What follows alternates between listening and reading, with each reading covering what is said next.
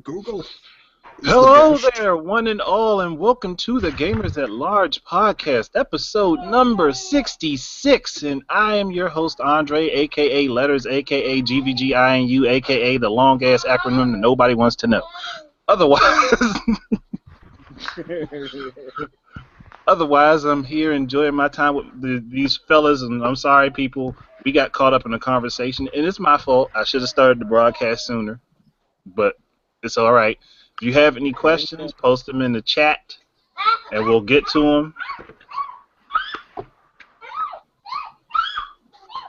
Oh, man. I'm hearing it in the back of my ear because I have the daggone page open. Oops, that's my fault again. All right, silence that now. All right. So I'm going to introduce everyone from my left toward the right. Dr. Feelgood, go ahead and give your intro. Hey, what's up, people? It's a guy with the smooth moves and groovy tunes, always in a gaming mood. How's everybody doing? Let's get this started. And I do want to show one thing. Give me just a second here.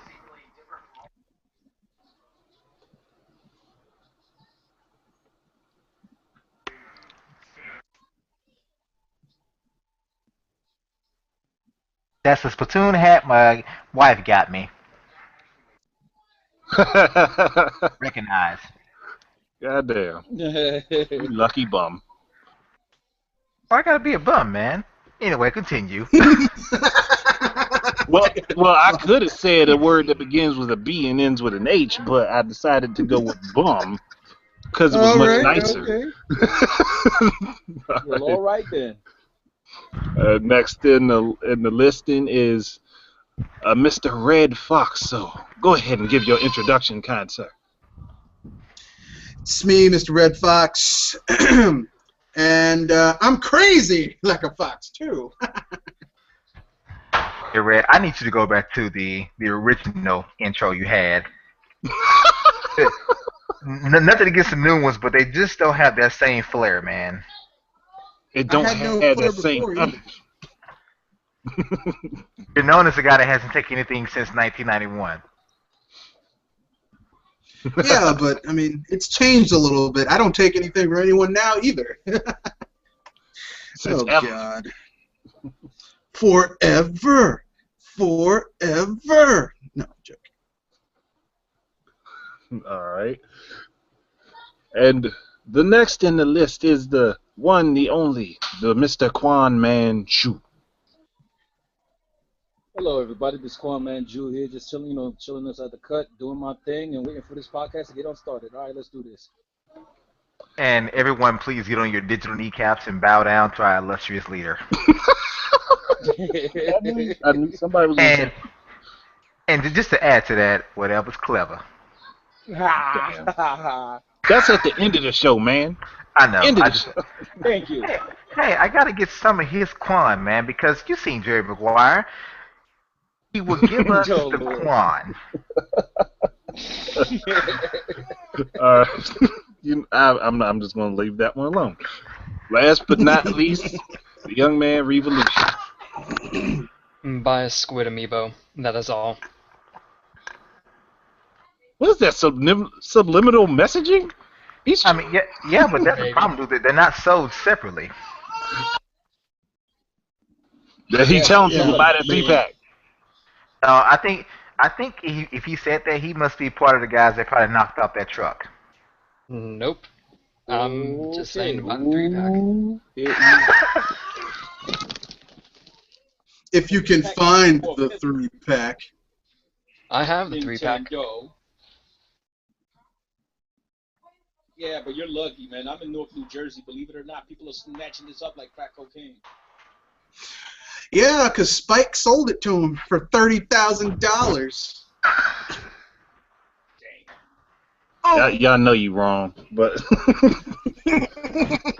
all right. So, gents, who would like to start the evening's events off with the first subject? No takers. All at once. Okay, I'll take it then. Say if you won't pick, I'll pull the trigger for you. Look, I'll jump out with that Fallout 4. All right, go ahead. All right. There's been a little bit of a I don't want to call it controversy, but some people are kind of upset that Bethesda released the trailer, apparently the gameplay trailer of Fallout 4, and apparently it doesn't look as spectacular as some people would like. Apparently, you have people on the other side of the debate who believe that graphics don't matter; it's about gameplay.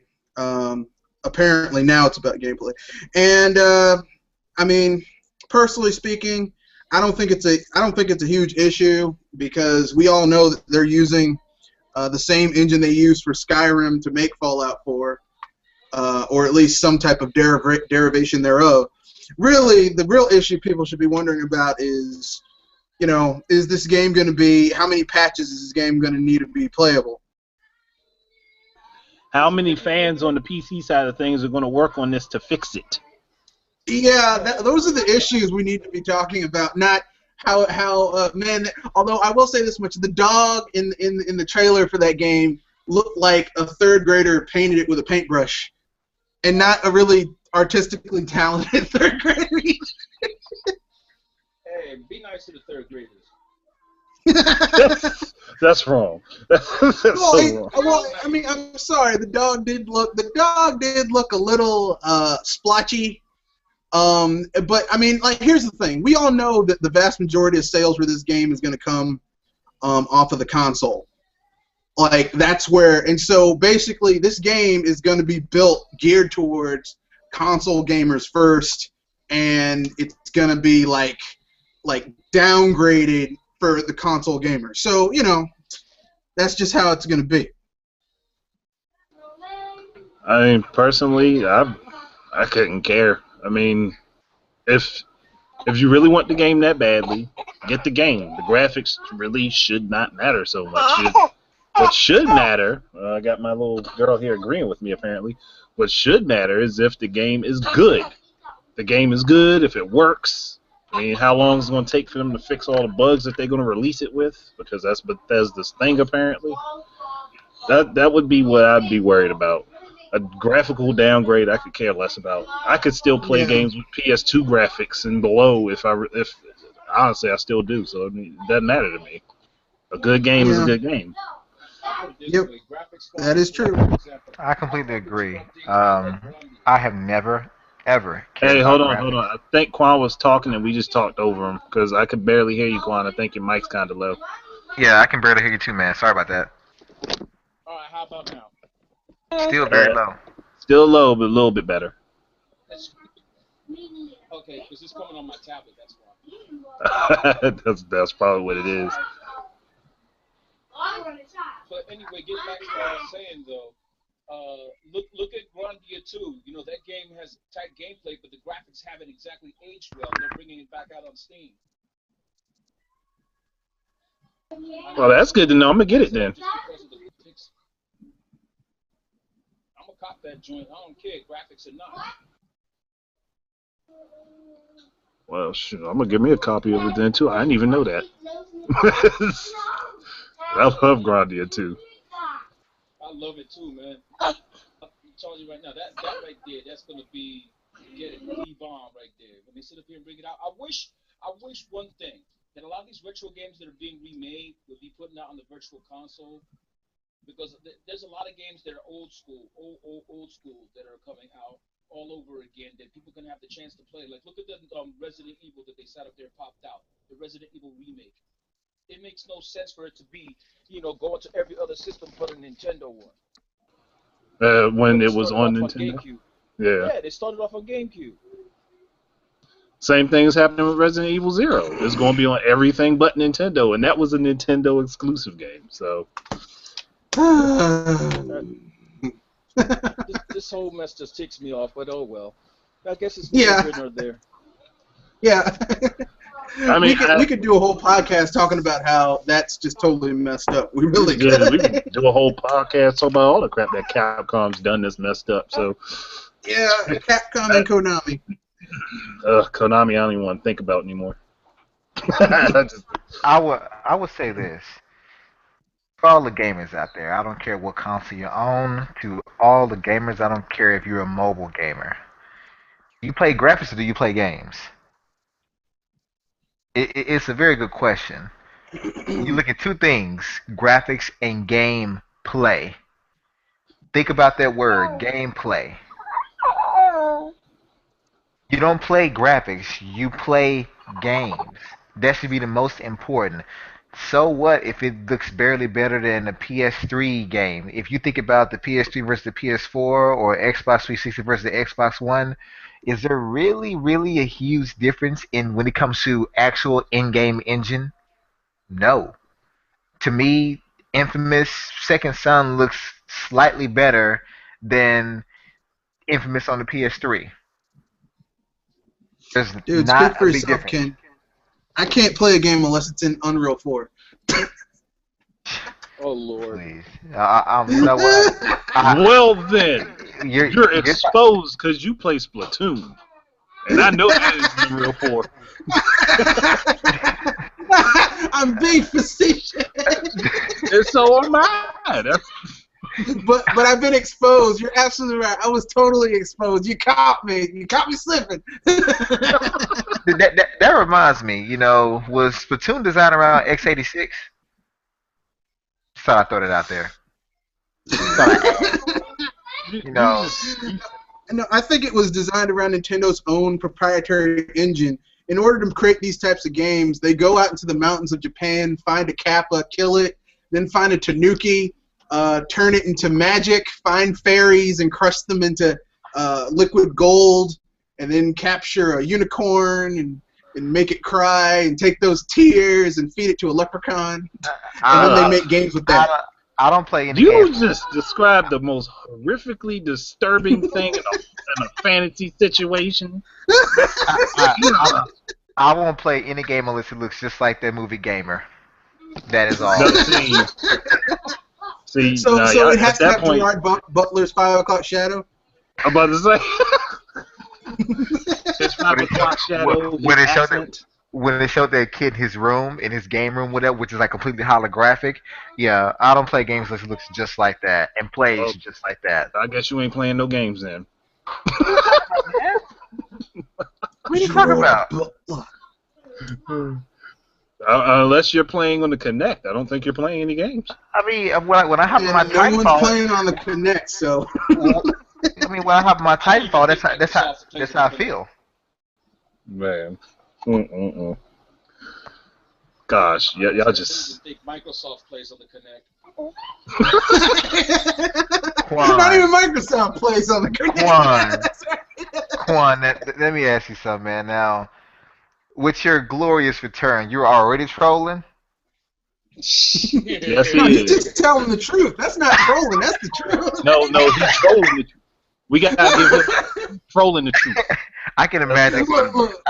I can imagine going to Phil Spencer's like, "Hey, dude, you ain't got to connect. I ain't got that bullshit." No, Phil Spencer's like, are you crazy? No one's got to connect. Oh Lord. Man. I'm sorry.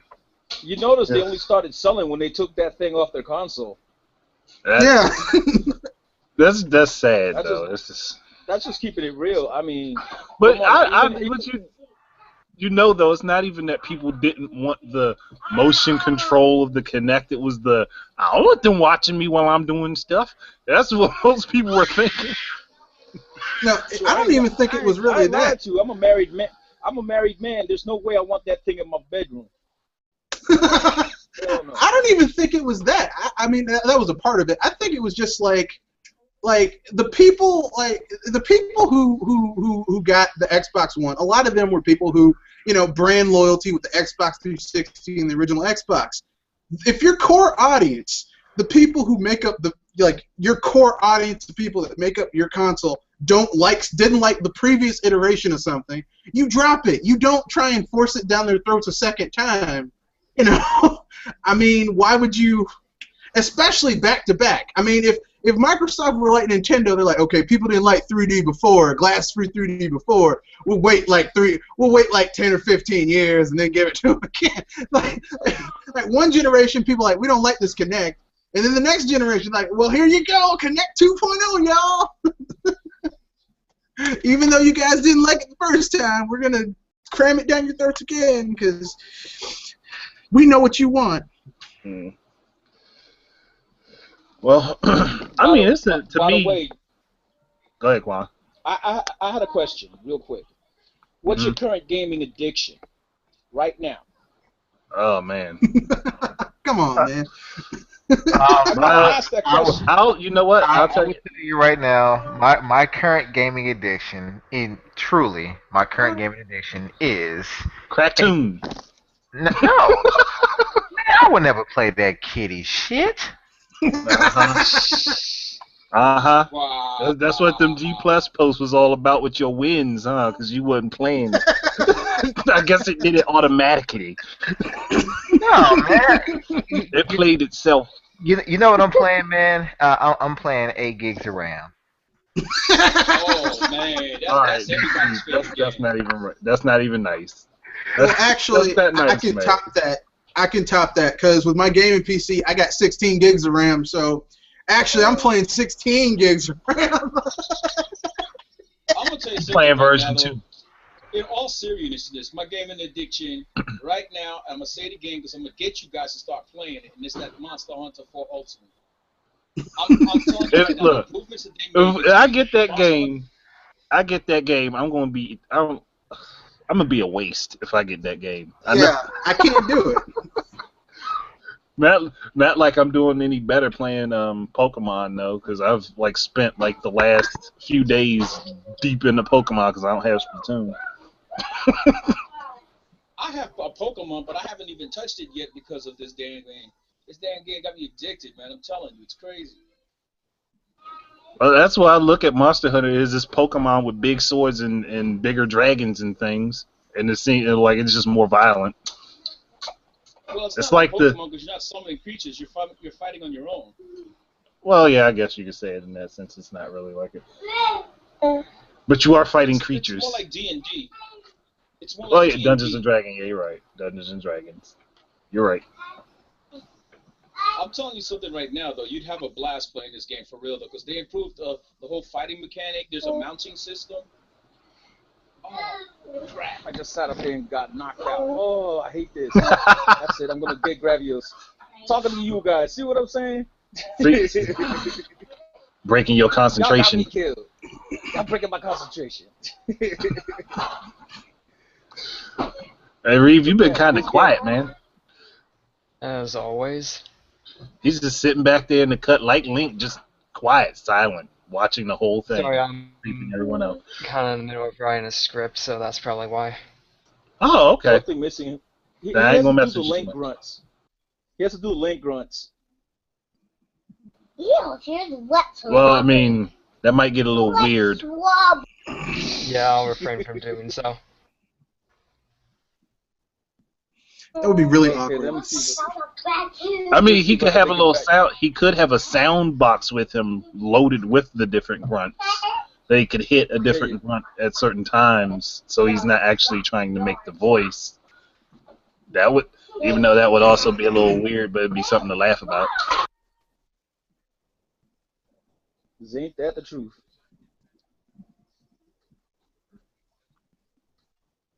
Oh Lord, this is just, anyone else have a subject before my kids blare my ears out? Well, I have one. I know what yours is. I'm gonna wait. That's gonna be last. Okay. That's gonna be last. Well, what about this? What about the whole Uncharted remake? Hey, if you want to talk about it, I mean, to me, it's a non-issue. I really don't care. Because I have all 3 games, so I don't care either. I'm not interested in the remakes. But I just want to know what you guys thought about it. Well, personally, to me, since you're losing out on something that it depends on if you care about the multiplayer.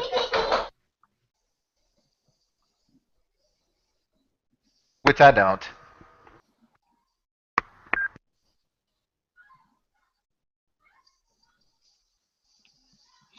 I unfortunately don't play single-player games. Like basically, for me, when someone takes a single-player experience and adds multiplayer to it, in my opinion, that pretty much, like, a game that traditionally has been a single-player experience, and they divert resources to add a multiplayer portion to it, I kind of feel like, yeah, like Mass Effect or Dragon Age, Inquisition. Like, basically, if something, like, you should focus on one thing. If you're going to be a single-player game built around single-player ideas, then make a huge single-player game. Don't, if you're going to make a multiplayer game, have it built around multiplayer experience. Don't divert resources. I mean, I'm still working on my GTA review of the PC version of the game, and like, you can tell that the single player version of this game suffered because they wanted to push the online multiplayer portion. Hold on, the single player that got a 10 out of 10? Yes, the single player. Well, I mean, look. Until Rockstar cuts me a check like they did those other websites, I'm gonna give you an honest review of that game. And I mean, I can tell you right now, the single player suffered because they diverted resources from solely the single player portion of that game to add stuff to the multiplayer. Just saying. To me, that's just sad because, like I said, it's bad enough that they're being tapped on their resources with other things, like, you know, to advertise and to advertise them, for good marketing, etc. To pay for the engines that they license and all that they're going to waste money. I don't know. Yeah, I mean that's the thing that this subject's got. Go ahead. I was just gonna say that's the thing that kind of hurts. I mean, it hurts single-player games when you do that. I mean, because they're the only developer that I've seen that can kind of have. I've only seen two developers who can have a single-player and a multiplayer that both are equally kind of good, and that was Rare back in the day, especially during the N64 days, and I want to say like Factor 5 with Rogue Squadron. Like, you could have a multiplayer portion of that game, and it was still kind of fun, and like it didn't really take away from the single player portion. But generally speaking, most developers can't balance those two things.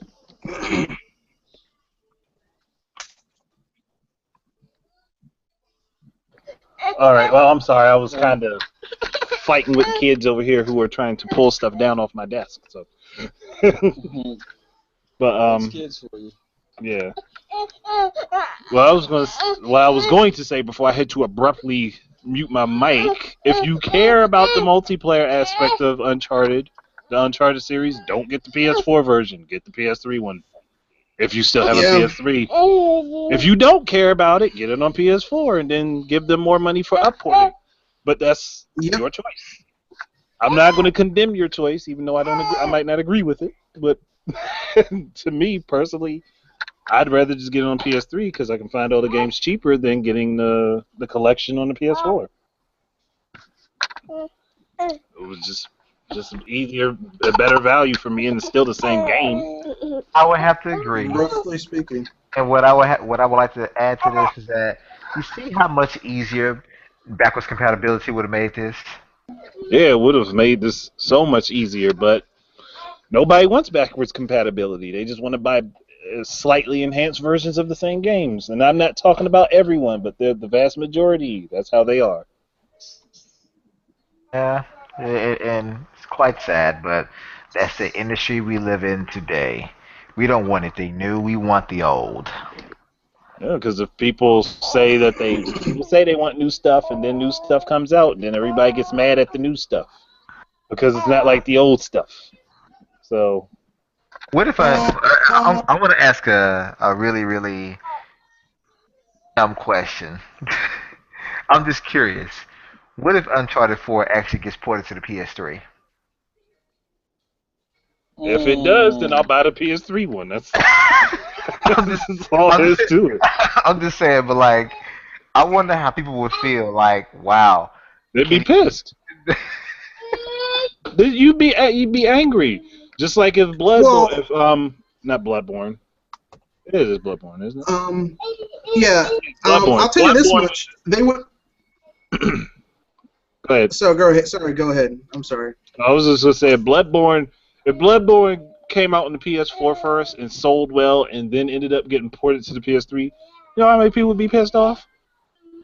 Like isn't that the same way that that Titanfall was treated, and people get angry about that? Yeah, but you gotta think about it. That's a very, very smart business decision, though. You can't knock Yeah. them for making a smart business decision. I mean, if Sony made Uncharted PS3 and PS4, it's already a Sony exclusive. If they put it on the PS3, they would make a ton of money, even if it was a downport. And if they put it on the PS4, they would make a ton of money, because that's its original. That's the console it's meant to be on. Either way, they would make a ton of money, and it would sell way more units, because traditionally, I know everyone's like, I'm looking forward to Uncharted. I'm looking forward to Uncharted, but I mean, I don't know. But Sony also has to give people reasons to get a PS4. So if this game is up on the PS3, not much of a reason for you to get a PS4. Let me say something. If they sold 20 million consoles plus so far with virtually no games, they don't need anything to push sales of their console. That's true. That is true. If you can sell 20 million plus based off hype, you need, in the words of Mr. T, I thought you needed games to sell consoles. I was wrong. Well, that's because and we can blame Nintendo for this. That's because Sony went after the Wii crowd.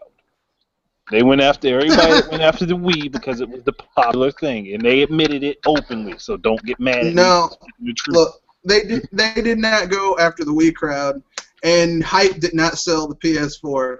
What sold the PS4 was Don Matrick, and and Jeff Keighley asking him, people are really kind of upset about always online. I mean, what are you going to do if always online is an issue? And Don Matrick, sitting there looking Jeff Keighley in the face and saying, "We have a product for people like that. It's called the Xbox 360." Basically that line sold 10 million PS4s. Because if Microsoft hadn't opened its mouth and inserted its foot into its own mouth with the Xbox One, you would see like 15 million Xbox Ones and 15 million PS4 sold. They would be about even. No. See, while I do agree that Don Matrick's excellent screw up, it did give the PS4 a boost. But I'd say it probably would have gave PS4 maybe 5 or 6 million over Microsoft, rather than them getting to 22 million and leaving Microsoft behind like that. Sony has way more hype as far as commercials go for their stuff, even though they're showing a lot of third-party games that are multi-plat. It's basically it's their advertising. Their advertising is stellar. I wish Nintendo had their advertising, because then they would actually sell a lot more. But they're doing pretty damn good, so I'm not even going to argue with Nintendo right now. Even with the Splatoon commercials, the one that did kind of annoy me, even though it also gave me nostalgia. But I'm not going to mention it because people get in a tizzy about that. I'm not going to name it. Oh, come on, man. Put it out there. Put it out there. Though, when I do get Splatoon, I plan on making an unboxing video with that playing in the background. Hey, well, you know what? I do have one question for you. Just one question, okay? Yeah, I know what the question is. Go ahead, shoot. You know what my question is. Well, if I don't, then shoot. I don't care. Come on. Are you a kid or a squid? I knew that was Why do I have to be one when I can be both? Here's what I will tell you, GVGINU. Once you get Splatoon, you will get tired of Squidward. So very tired of Squidward. Yeah, I can tell you right now, and this is what amazes me about the game. As a little side note, you know how we have Miiverse, right? And it has Water Plaza when you cut the Wii U on.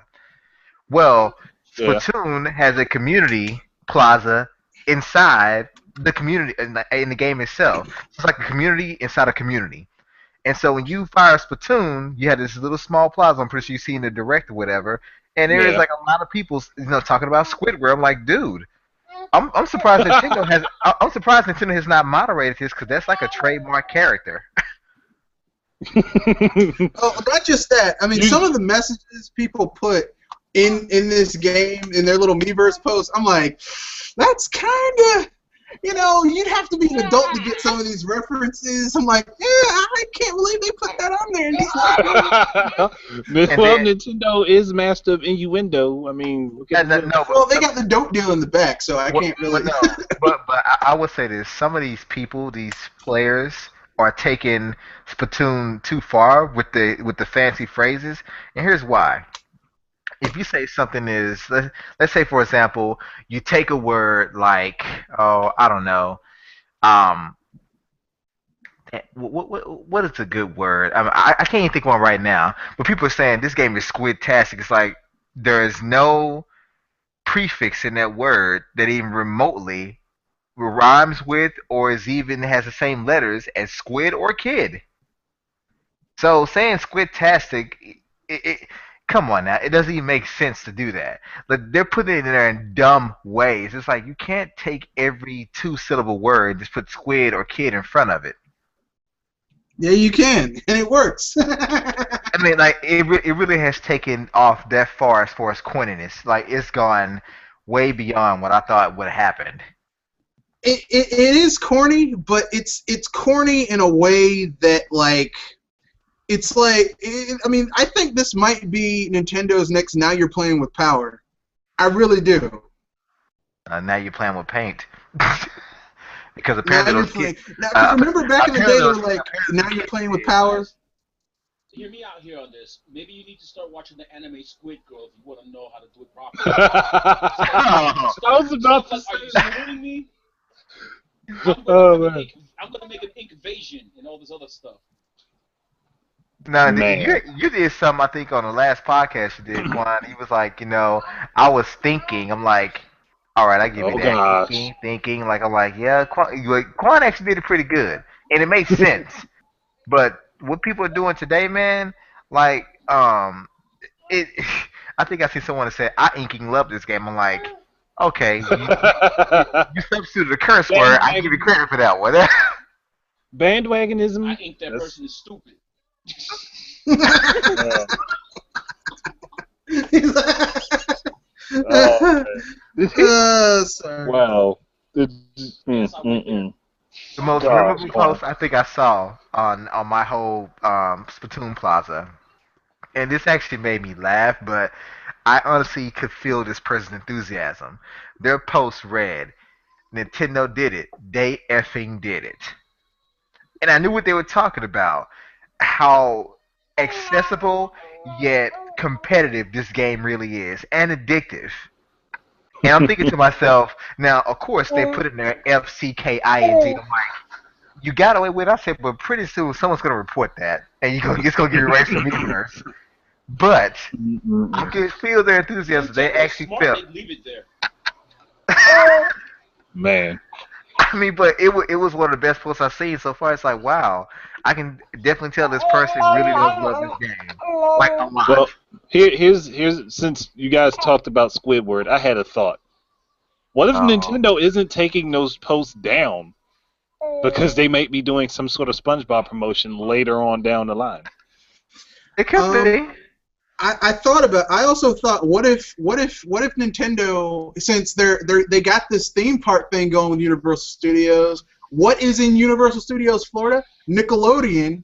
Why don't Nickelodeon and Splatoon make a Splatoon cartoon? Look, the colors are there. That orange, goopy, inky color. Nickelodeon, Splatoon. Come on, man, make that cartoon happen. Hey, how do we know it's not already in the works? I'm pretty sure even Nintendo can see they're looking at like old Nickelodeon and the way in which Splatoon is designed. It's a match made in heaven almost. And who knows? It may be a part of it. It really may. They just may not be talking about it yet. I'm Because just saying, man. Splatoon has the most aggressive campaign of any Wii U game to date. Yeah. Any, including Mario And Kart. and you've got, I mean, and it's gender neutral because you've got female squidlings, inklings, male inklings. You've got Captain Cuttlefish, Callie, and Mari. I mean, it really And the Kraken. it's and the Kraken, yes, and the Kraken. I mean, the Octolings. You can make an entire cartoon about them just fighting the Octolings. Now, I would want to see some Turf Wars, though. I really would. If there's an Yeah, anime, the Great Turf War 100 years ago. I want to do Turf Wars. I want to see that, and I want to see the Splat Zones. I would really have to see that. And to be honest, you guys may be against this, but I would love for this to be in some kind of CGI format. I could be, I'm pretty sure some of you may want to see it in an old classic cartoon, but to me, with the goopiness and stuff like that, I think CGI would do it justice. Expensive, I but No, would it like to see CGI the could probably CGI do it. done like. I would like to see the CGI done in a spray painted fashion like Jet Set Radio Future. oh, cell shading. Yes, sir. Yeah, I can see that. Yeah, see, that would be cool. That would be really cool. And it will also be a good way to actually like use squid forms of those characters. Buy the property from Sega. That's if Sega's willing to sell it. They ain't using it. They might as well make some money off of it. There are a lot of IPs out there that are not being used, and I yet they would know, not I let them know. go. Don't remind me. Don't remind me. I know. Yeah, I'm still surprised we got Bayonetta. I'm happy I'm we got shocked at Bayonetta. that, as a matter of fact. Bayonetta. And the one thing I don't want to hear about is people saying, "Can we put Bayonetta in Splatoon?" I don't want to hear it. I don't want to You hear it. already got Look, Bayonetta in Splatoon. Look, if you had Bayonetta in Splatoon, first of all, she would kill everybody because someone would get ink in her hair. She would lose her stuff and kill everybody because they'd be dead. You already had Bayonetta spiritually in Splatoon through those two squid girls that are the dancers and singers and do the announcements for Kala Splatoon. and Mari, yeah. Yeah. They look just like her. They look just like her. So she is Except for with spiritually fangs. within that game. Well, yeah. But she's spiritually within that game. That's as close as they can get to putting her in there without actually putting her in there. Well, here's the funny thing. The guy, like, when I first saw the Inklings, I was like, wow, these Inklings look familiar to me. They look kind of familiar in how they're designed, and I was like, why am I getting a Midna from Twilight Princess vibe off of these Inklings? Oh, And then I looked up and saw the dude who did the character designs, and that's the same guy who designed Midna, Kid Midna, in Twilight Princess. Like, I knew it. you mean the imp form, right? Yeah. Yeah, well, yeah, the cursed form of Midna. I just call it Kid Midna because it's a like kid form. That's true. And then people have been doing like mid in the Splatoon art.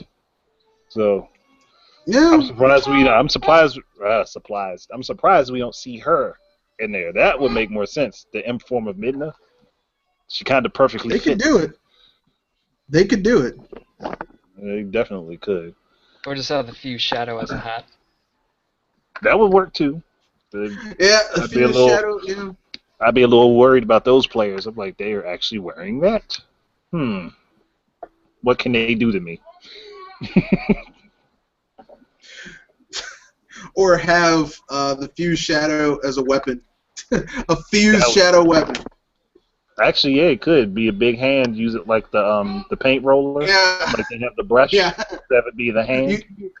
The sub weapon is like grenades, but then like it gets filled up, and it's like the feral attack, you get close to this character, and they just destroy everything around them in a circle. Yeah, that could work. I could see that happening. That'd be fun. But let's get off of Splatoon for a little while. We can get back to that later with the thing that Ken has to talk about. Now, Sure. my subject is actually pretty simple. Probably something that everybody can give their quick thought on. Nintendo seems to be inviting the people who are participating in a Nintendo Creators Program to E3 this year. They're sending them tickets, and they're going to have them there. Now, I know a lot of people don't like the Nintendo Creators Program. They think it's bull crap. I don't like some of the things that are written in it. But when I first talked about it, when I did my video, A Gamer's Thoughts Nintendo Creators Program, about 8 minutes in, I made that prediction that would be a possibility for people who joined this program and participated and worked closely with Nintendo. Now, I would like to know what you guys think about this and how you feel about it, and if you think it would be a beneficial path for people who want to play Nintendo stuff, if there are other benefits that they could gain from it, and what your opinions would be for like other companies to do something similar. Well, if I can go first, unless someone else wants to go first.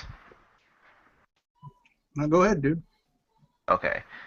I actually looked at the Creators Program website again today. Went over the details, stuff like that, because, I'm not gonna lie, I don't have any subscribers, but I definitely, since I do love Nintendo products and I do own just about all their consoles, it's like I thought about it and I was like, I really wouldn't mind joining, but I wouldn't do it for money, but at the exact same time, I really would like to enjoy some of those perks. I think that's cool. I think it's really cool that, some people may say Nintendo's taking our money, even though they're not really, and other people, are starting to do the same damn thing now.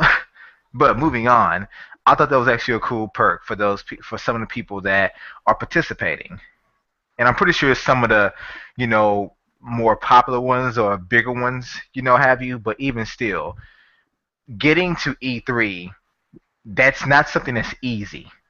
It really isn't. It's not easy at all. And basically getting a free pass to do so, to get in, and it's not like you're just locked down to the Nintendo show. It's a full 3-day pass to the whole event. Do whatever you want. That's pretty damn cool. And even with that, I was like, you know what? I'm actually willing to join, even if it's just for that. I think it's a pretty cool, feature or a big perk to have. And I'm not saying that's what they'll always do, but no one can deny that's actually pretty damn cool. I'm pretty sure any one of us here would love to go to E3.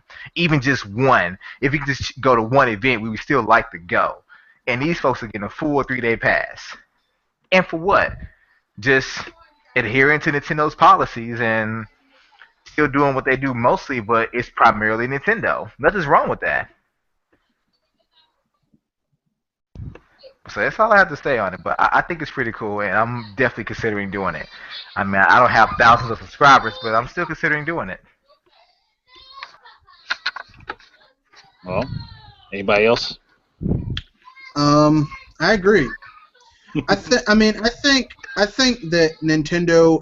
I mean, even though some people are like, well, I don't like the program because X, Y, Z, but you get perks out of it. You literally become like a partner, and it's kind of cool. I mean, yeah, you kind of have to do like all Nintendo stuff, or like majority Nintendo stuff, but I mean, you get a ton of access and secret, stuff like that. I mean, the perks are well worth it.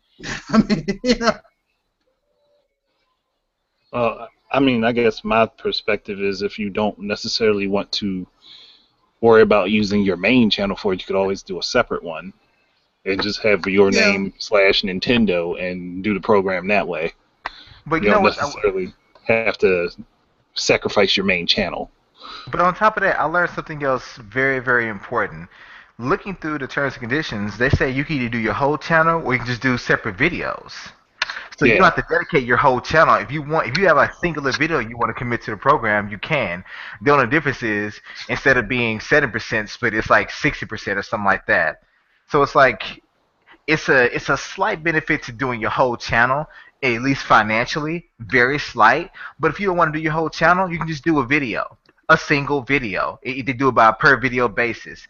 So people that want to do other games, you're still able to do that. And even like their whole whitelist, it's not even like really that vast. So it's like looking at it, it's like I don't even see, not to spark any controversy, I promise I'm not. I don't even see what people are even complaining about. I really don't. I Well, think I mean, people. I'll go on it. I think people are comparing it to a few other programs that are out there, and that's probably what it is. They're comparing it to a few other programs out there where there's a little bit more leniency in what the content creators can do, and that's probably the biggest problem people have with it for Nintendo. And I can agree with that. That's probably what it is.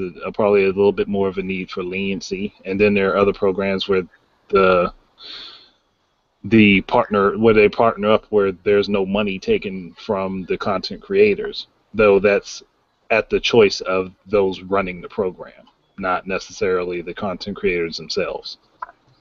yeah, but I mean, do we? I mean, for people who say, well, there was no money taken, like There's a nothing company does taken not enter into an advertisement type thing like that for Yeah. free. There's something they're getting something out of it. So while it might not be monetarily, they're getting some type of Yeah, they're getting some remuneration. kickback out of it. Yeah. So I mean, for me personally, I think it's all a very cool idea. I know some people have issues with it, but I mean, at the end of the day, let's not forget this is Nintendo's content. And I mean, I guess the only people who could really have a could really have a leg to stand on and say this is my content, my IP, and I deserve to get paid for it is if you're the guy who created it, you know. But last time I checked, there's no one running around with a YouTube channel named Shigeru Miyamoto or Katsuya Gucci, Masahiro Sakurai. I don't see those guys' YouTube channels. There probably are some too. I'm sorry, I Using don't their see it. faces and I'm sorry. everything. I don't see it. Now when I see those dudes' videos with their content that they made has their name on it, then I'll be like, yeah, okay, yeah, Nintendo stole your money. But that's just me.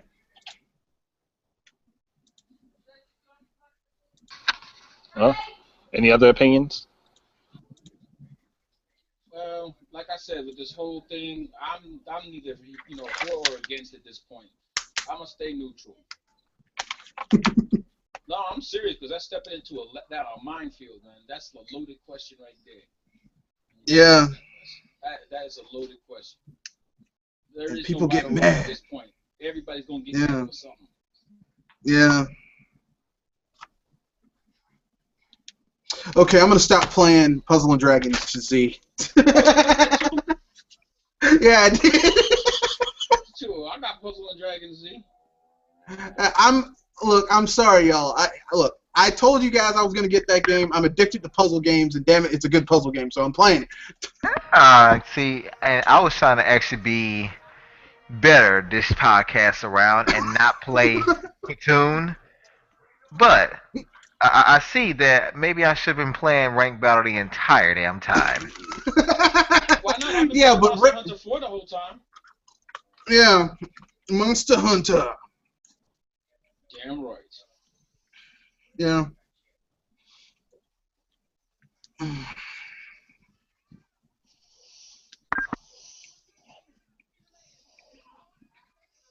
I guess I go ahead and get on right now, since that's the way it's gonna be. I thought we might have any other topics before we get down to the big one, which you were going to be the lead on, if I remember correctly. Anyone else got anything else to say? I do. Nothing more than I'm running from a wyvern for as fast as I can. Wow. Got a wiper right on my tail. Okay. No. Well, I guess the topic Andre is GBG is talking about is I saw a post. I think it was yesterday or the day before, and of course I made sure to reshare it. But it's regarding Splatoon. Basically, a couple of parents bought their kids Splatoon. I think it's two kids, probably around between 8 and 10 years old, I believe. And I think they enjoy the game a lot. But one of the kids asks their parents for some paint. And I guess the parent asked them what it's for, and they said something to like paint the treehouse or paint something. I can't recall exactly what it is, but basically, I guess the parents went and bought their kids like I think it's like 14 cans of paint or something like that. It bought them plenty. I'm not sure if it's a household full paint like gallons or not, but it bought them a whole bunch of paint, cans of paint. Came home one day, they opened the door, and one of the kids shout, "I win!" And and when the parents asked the kid like what made them do this, they both yelled Splatoon. Now, I don't have kids, people, but I do want kids. I plan on having about four of them. My wife may have something to say about that, but we're still in the discussion stage. But anyway, to the parents out there, would you leave your kids, would you, first of all, purchase tons of paint for your kids and leave them unsupervised with this paint? Because the reason I'm asking is because the parents are trying to sue Nintendo for damages because they feel that Splatoon caused this. Not the parent, not them investing in and providing their kids with a way to paint their house and leaving them unattended, but because the kids got the idea from Splatoon. Hold up, I I, call BS because they're now also suing Home Depot. nah, but here's my thing. I don't hear any lawsuits being thrown every time someone gets carjacked a Rockstar. Because I'm pretty sure almost every carjacker has played Grand Theft Auto at least sometime in their life. But they're not being blamed for that, are they? Who I'm, the one even suing Benjamin Moore?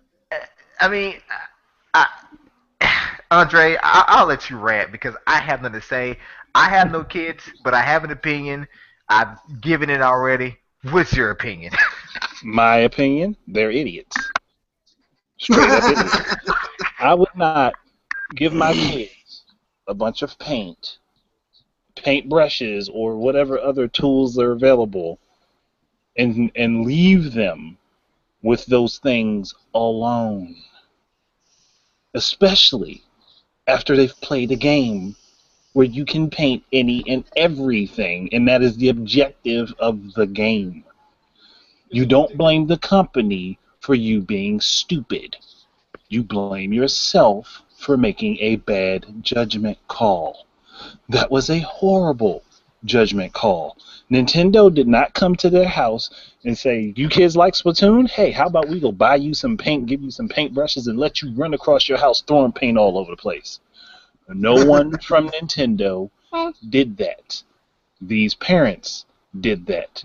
If anything, Nintendo should be suing them for defamation of character or for lying or whatever the hell. They should be suing them for this, for trying to sue them over their own stupidity. If I was a friend or a family member of these two people, I would smack them myself because that's how stupid it is. The kids got the idea from the game, but their parents enabled the ability for it to happen. So I would. IQ requirement in order to have kids. I have a question. Quan, you have kids, right? And I have grandkids, as a matter of fact. Go ahead. would you even give them a pack of Play-Doh to do this? Dude, I wouldn't even give them a ballpoint pen. I wouldn't give if I had kids and I bought this Splatoon. You best believe I'm locking up all the Crayolas. because I don't want to come. I don't want to come home and see like my entire living room looking like a turf war went down. I don't. Here's the thing. Kids have been painting and writing on walls since before Splatoon happened. So you can't blame the game for the action. And now a game comes out that pretty much amplifies that activity, and you, as a parent, decided to invest in it without, being there to oversee what they would do. I wish my kid would come to me and say, "Hey, can you buy me some paint, Dad?" Like, yeah, sure. What's it for? Oh, I'm gonna paint something. Like, let me know when so I can watch you do this. Because I don't trust you just to paint all by your damn self. I make him paint the house. That'll cure him. But it's like their first thing is let's sue Nintendo, and people wonder why Nintendo makes certain decisions. And there are some people that think Nintendo never gets sued that often. They get sued all the time, whether it be patents or BS parents. This is nothing new, folks. This is just another long line of a parent seeking money for something that was their own fault. And the culprit here to them is Nintendo. I bought the game. The only reason why this happened is because I bought them the game. No, the only reason it happened is because you bought them the paint and left them unattended. Again, all I'm going to say is this. No, sorry, go ahead. No, I say it's BS if they don't also sue Home Depot and Benjamin Moore or whoever else manufactured and sold that paint. Here's all I'm going to say. When I was in AmeriCorps, we had this thing where we ran a summer camp for young children, like aged like 5 up to I want to say 5th grade, and we had to create like lesson plans and stuff. And one of them, someone brought sand for like 5-year-olds for their lesson plan, and they were surprised that the children made a huge mess with sand. I'm like, first of all, sand and 5-year-olds don't mix. So if sand and 5-year-olds don't mix, well, why would you put young kids and paint in the same thing? I mean, you're asking for trouble. Splatoon or no Splatoon, you're asking for trouble. You're borrowing trouble.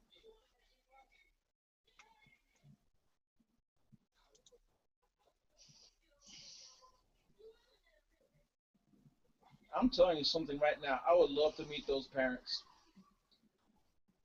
I would just love to meet them so I can give them the Idiot of the Year award. Because that's just spectacularly stupid. Yeah, and of course I said the same thing, and this is not the first time I heard of this happening. In the past, other lawsuits against Splatoon, Nintendo. But this is like, okay, how as a parent do you blame a game? Okay, let's just say that I entertain the idea that they got the idea from the game. Understandable. I can somewhat understand that. But they couldn't have done this unless you bought the paint. Kids with an idea without money, it's just an idea. Like, you bought the paint, and then you left them unattended to do whatever they please with the paint. You had to leave that, because they said they came back and the house was covered in paint. The entire house. It's like, well, you had to leave them unattended for at least a good hour or two. No babysitter, no nothing. Well, no, hold up. For the whole house, that's like, I'm guessing about 3-4 hours. And I'm thinking, like, why would... Like I said, it doesn't make sense. It's like, who in their right minds would not only buy their kids paint, but leave them unattended? Just because the kid says, I want to paint something, I don't go out and buy them an easel, 10 cans of paint, and say, have at it. If you want to paint something, first let me get you in a class. Since you have such an artistic, this artistic, approach now, let's see what that's all about. Something like that, but you just say, okay, here you go, son. Here's all the paint you want. This should be more than enough, right? And then you decide to leave the premises? And no part of you thought that, what the hell are you using that paint for? And you bought more than just one can. Let's say they just painted a big living room, that takes more than one can of paint. That takes at least 2 or 3 cans. So, and I think when I read, he bought him like 14 cans of paint. That's them. That's on the And parents. I'm and, sorry. and then the parents' excuse was, well, when he tells us he's going to do with it, like I guess like paint a treehouse or something like that, or I forget what the excuse was the kid gave him. They said, okay, we saw it as a very cheap way of encouraging, I guess, creativity. So it was cheap to do, and it would encourage creativity. It's like, okay, they will create it with your damn house. So now, how cheap was it that you're suing for thousands of dollars in damage? How cheap was the pay in comparison to what happened to your house? Oh Well, man. obviously, it wasn't cheap enough. now they really do have to repaint their house. Yeah. Let the kids do it. They pretty much already have. Well, it depends on how old the kids are, because I mean, like I said, they're just. I mean, these sound like little kids to me. So I mean, there's just some things you just don't trust little kids with, and that's one of them. Paint is one of them. I don't know. Me personally, I would say, hey, let them finish the job. Maybe it might look better than it did before. At least be Oh interesting. man, I really Those wish they kids are would gonna post go the pictures. Jackson Pollock on that house. I Or want actually, they already went Jackson Pollock on the house. I wish they would have posted pictures so I could see what the kids did. I swear I want to see a picture and the stupid look on their parents' face. Oh my gosh, man! I would have Judd popped up. I Okay. bet you look as good as whoever seen Having Fun with Dick and Jane. Yes, I've seen that They movie. probably look as good as the lawn. Uh, Quan, come on, man. He stole he stole to provide that lawn. Yeah, he stole his neighbor's sod from out their lawn to he finish even his lawn. he even considered getting some from the graveyard, man. Come on. Oh gosh. It's Oh, come hardcore on, right there, man. man. Anyway, that's all I That's, got to say on. That was my topic. I thought once again some foolish parent is trying to sue Nintendo, and I'm pretty sure they won't win this one. But it's like, come on, man. Like, oh I'm gosh, just, parenting has I'm gone just getting tired of downhill. these. I'm just getting tired of these parents trying to blame video games for everything. yeah. Yeah, that It's too. called a scapegoat. I'm a bad parent, so I got to blame something else. Well, I mean, it's Uh, not just parents; it's society in general. You know, someone goes and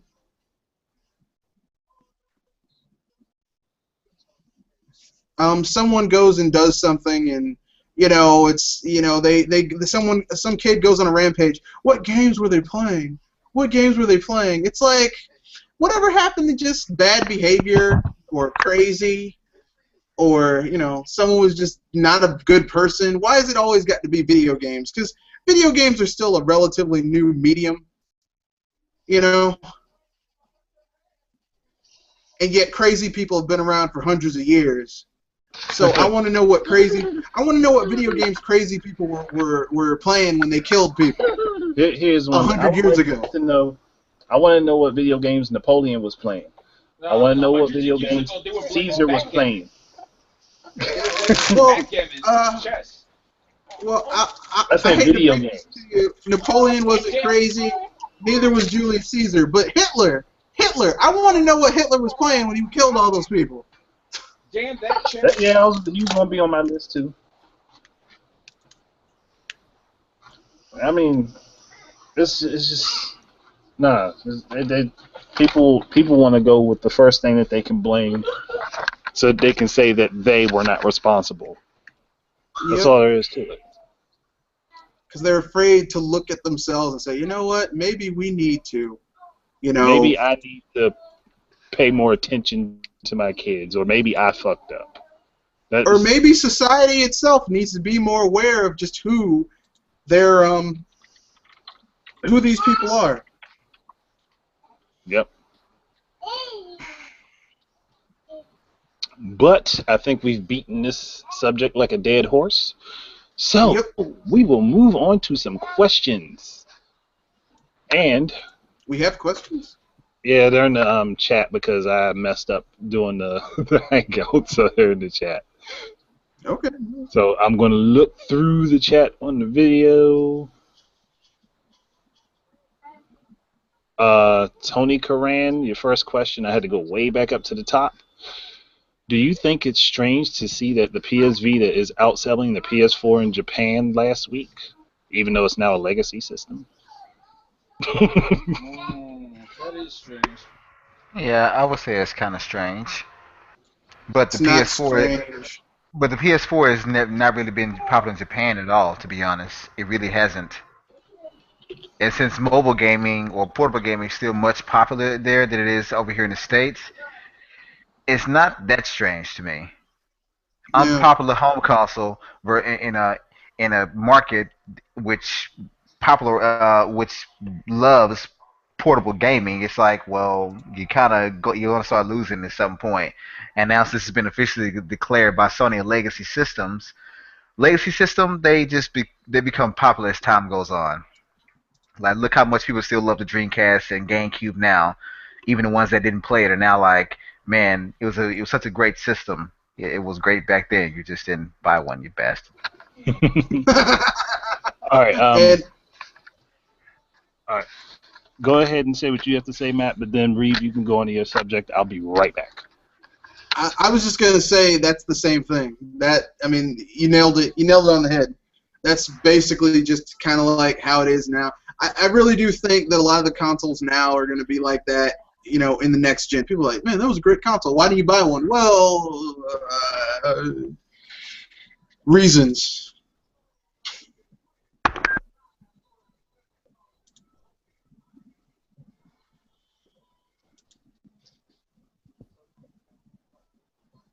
What happened? I thought Reeve was gonna ask the next question, answer the next question. Oh no, I actually had just a really quick topic. And I was Oh, gonna, okay. and All right. this one's gonna be really short, so I won't take a lot of time. If you could have any, on-rail shooter, like of any type, whether it be arcade or whatever, which one would you want to have a new entry in? And before anyone else takes mine, I want to send Punishment 3. So, the rest of the guys, you can go. You said a shooter, right? Like an on-rail shooter, like arcade style or whatever. The I would shooter like I to see want a brought back. brand Oh, new what? revamped Space Harrier. No. Okay, you mean like? Oh, you said on rail shooter. Okay. Panzer Dragoon. That's everybody's go-to one right there. Yeah, cause I still have order in the shrink wrap for the Xbox 3 one. I mean the original Xbox. Yeah, and he showed it to us. Um, I guess this is a game that's technically an on-the-rail shooter, but not in the traditional sense. But I still want it. Um, and it's made by the same people who made Sin and Punishment. I want another Bang IO game.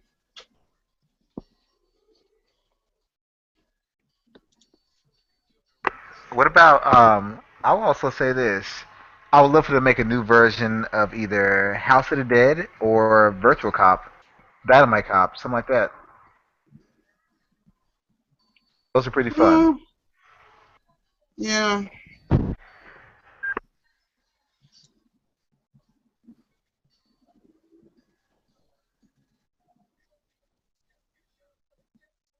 Wow, you guys are quiet.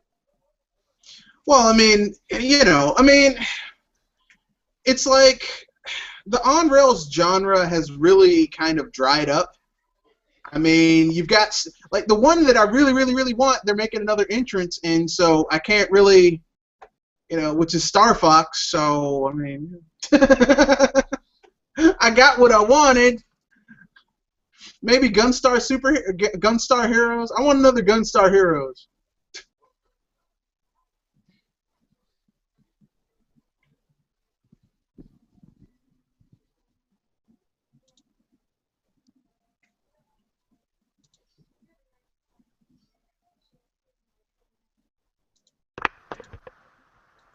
Quan, Yes, sir.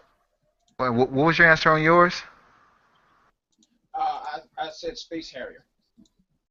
Space Harriers. I wanted a That's classic. a fun game. Or how about Afterburner? Sega, make us another Afterburner. That's an on-rail shooter, and that's off the chain. What was that damn what was that helicopter game? I think it was like they used to see on arcades. Yeah, I know what you're talking about. Chopper, Chopper Attack, something like that. Like people, like that was one of the reasons I got a Sega Genesis was for that game. That game is so much fun. Man. I was almost going to say Thunderstrike, but it's not. That Yeah, wasn't arcade. no, it wasn't Thunderstrike. It was Yeah. like one of the premier Sega games that was on the Sega Genesis that like really pushed that system. Ugh. Yeah, you know what? The Unreal Shooter thing, it really does need to come back. I mean, I know we have like Resogun and stuff like that now, but just those That's games not the back same. then. Yeah, Yeah.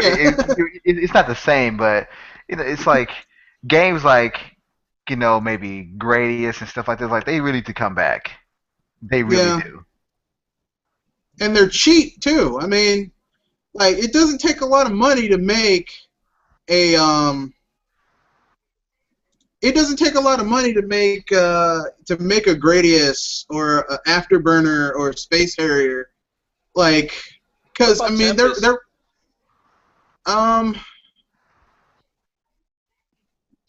I'm not quite familiar with Tempest. What system was it on? Shoot, that was old school arcade, man. Oh, well, there you go. Wasn't Tempest was like the game with the two knights, wasn't it? You fighting each other. No. Tempest was about this game that had this weird spaceship that was around the edge. Oh yeah, that's right. That's right. It was around the edge, and it would shoot all these spaceships that were coming in from the Yeah, center. yeah. I was thinking of the game with the two polygonal like knights that you could fight each other with. But yeah, I know what you're talking about now. You're thinking Joust. Yes, Joust. That's what it was. Now that is a fun game. So simple, so fun. Well, then we could go to the complicated, the old school Defender. Look how many buttons that thing had.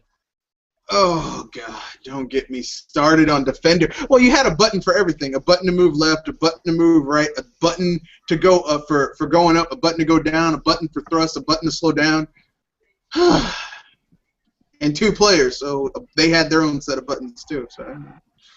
Yeah. This was before the advent of the pad and the joystick. Yeah, thank God for the joystick. That's all I'm gonna say. Thank God for the joystick. That revolutionized gaming.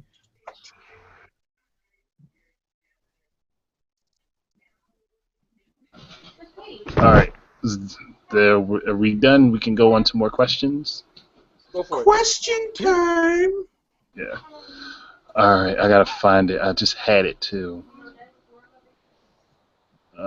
It's another one from Tony Karan.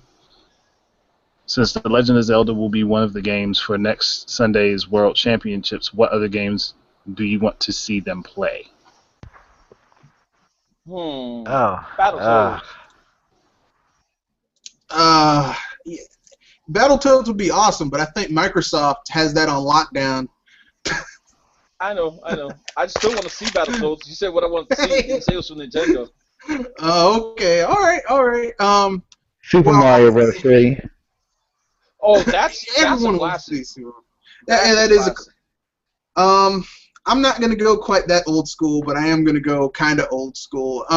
Anyone remember the Donkey Kong competition cart from back in the day? Donkey Kong Country competition cart from the Blockbusters.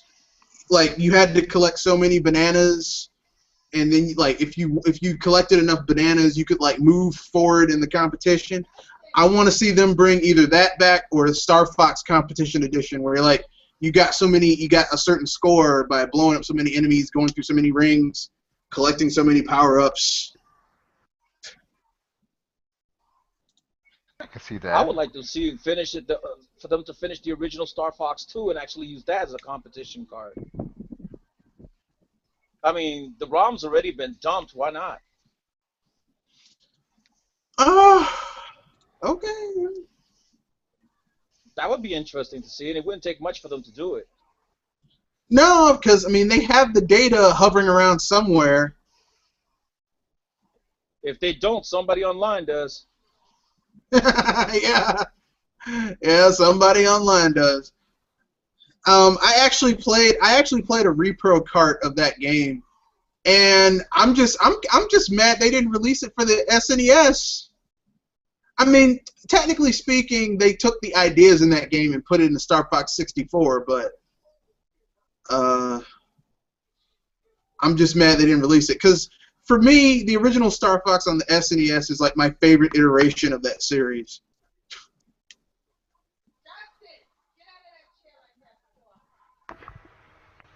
Anyone else? That's it.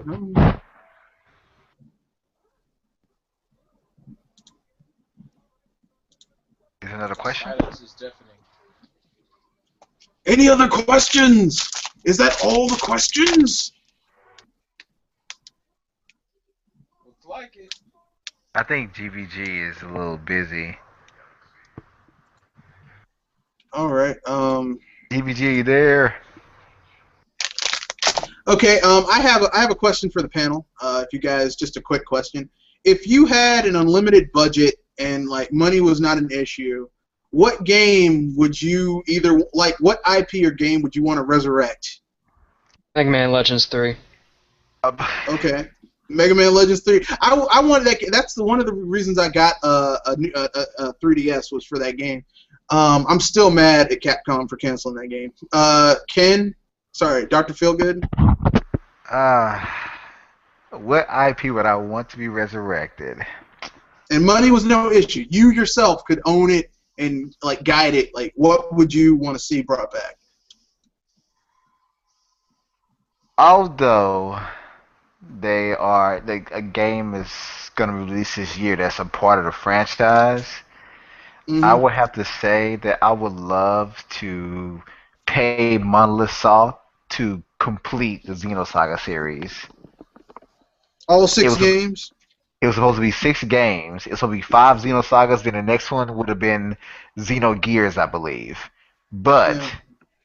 they didn't get to do that. So I would want to pay them to finish all 6 games. Like hell, even redo the second and redo the second one. Like honestly, but I would definitely pay for that. I would write them a blank check and just say, hey, optimize the hell out of it. I want you to take up all the disk space. Just do whatever you can, but I want you to finish this intended product. That's what I would pay for, and that would be a grand undertaking. That's what also why I said that. In a sense, I feel that although I lost Xenosaga, that I did gain, Xenoblade Chronicles. It's Yeah. part of the same franchise, deep story and combat, so I can kind of see. Of course, they're kind of related, but not directly. But yeah, I would want to see that these games come together. All right, One. I say I apologize for disappearing on y'all. I'm back. Okay. Well, I just asked if money were not an issue, what IP would you want to see resurrected? You could actually give them the money to finish it or buy the IP and pay for it to get finished yourself. Resurrected Yep. or do like an unfinished game? It could be unfinished. It Unfinished could be game. resurrected. Okay. Or Well, if we're going there, I have two top choices. You already know one of them, what? so I'm not Mega going. Man?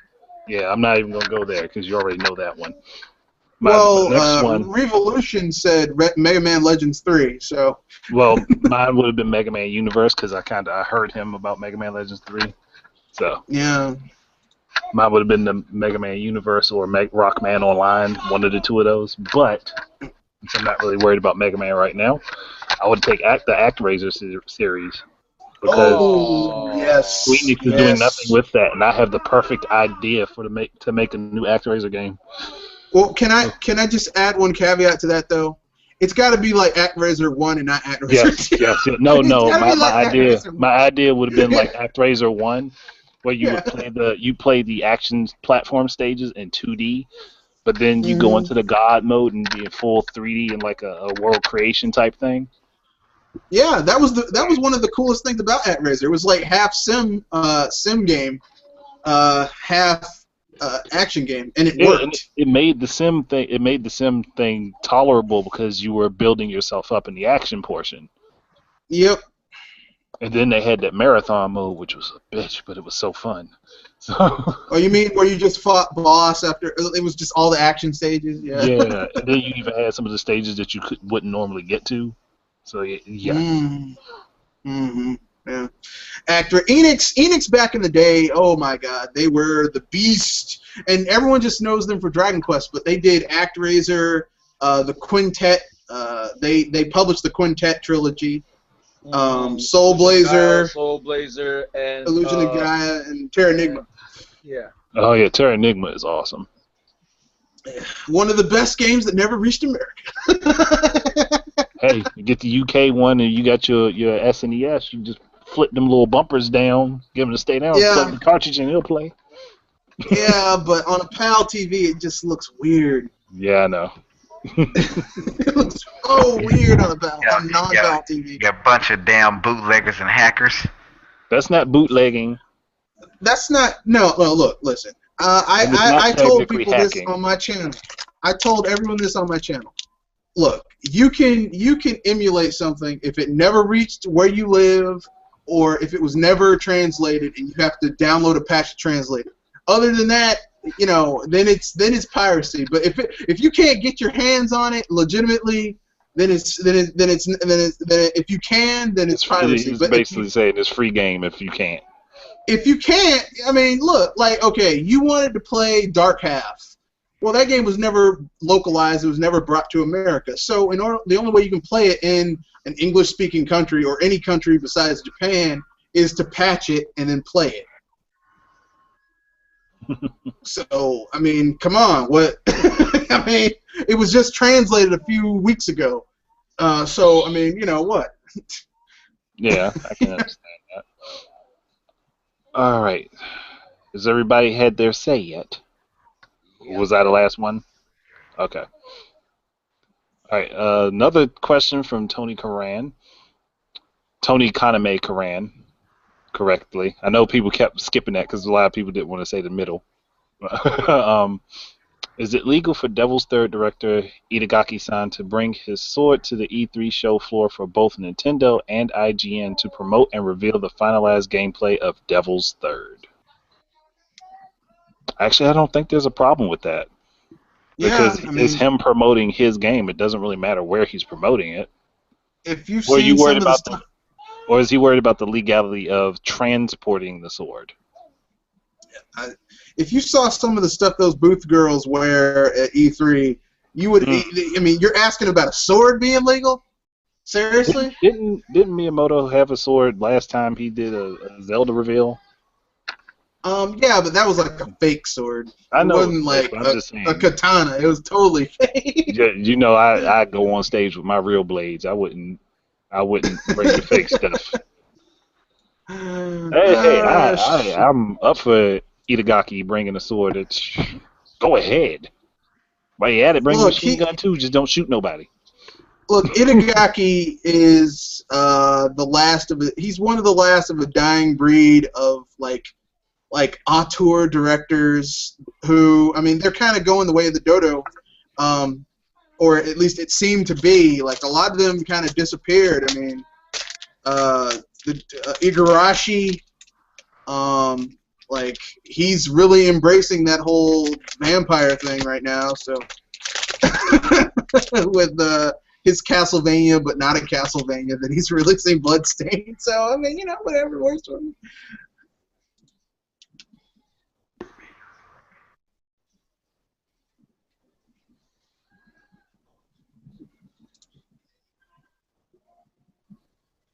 And silence. I was trying to talk, my daggone mic wouldn't come back on.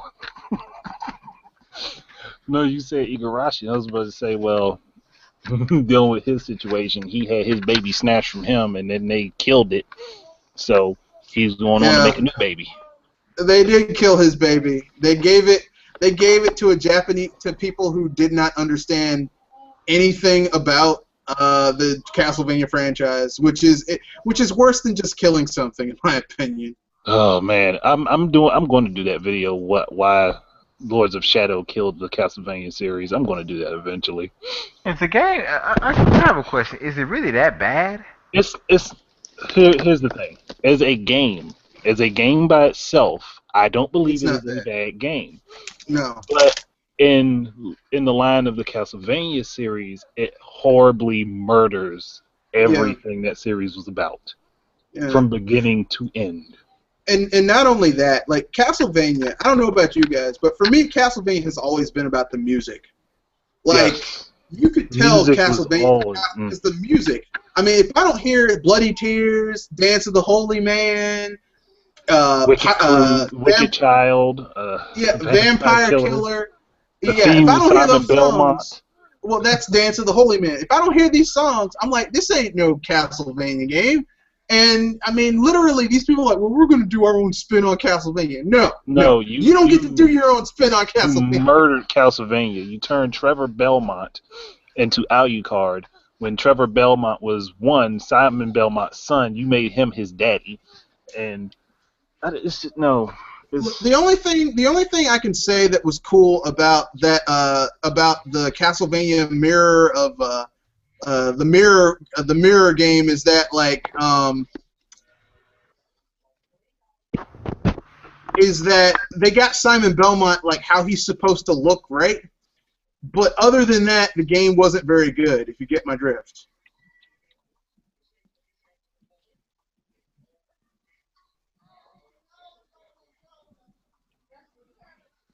Or not, whatever. We have like a lot of technical issues tonight. Well, you gotta blame Google for that. Google acting a little strange. I will not blame Google because I still use that service, so I don't want them to hear me say anything bad about them. Google. Shut up! Google. A Googleoplex. But, Castlevania just, I mean, Lords of Shadow by itself, not a bad game, but it's not a Castlevania game. It's God of War fused with, it's God of War fused with, It's God of War and Dante's Inferno. No, it's not even Dante's Inferno. Basically, Castlevania Lord of Shadows and its sequel is God of War crossed with, see, what's the best? It's God of War. It's God of War, basically. It's a bootleg God of War. They would have been fine with just calling that game Lords of Shadow and leaving it at that. Yeah, they didn't have to attach Castlevania to it. It has nothing to do with Castlevania. It's just it's not Castlevania. It's God of War.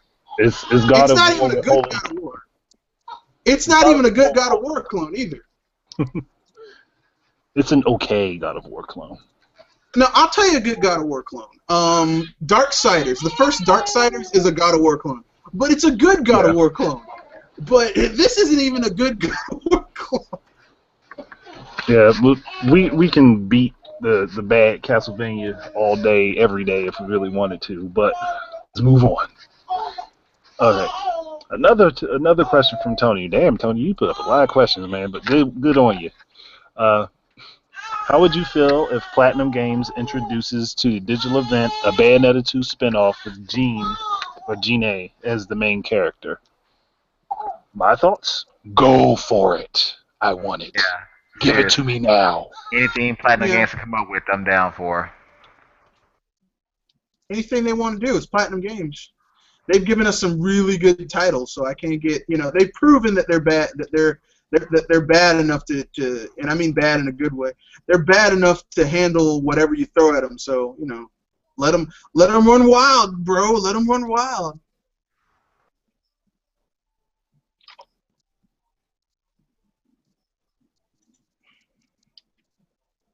Or not, whatever. Quit saying that, man. Well, no one says anything, so I'm like, okay. Sorry, again, my microphone.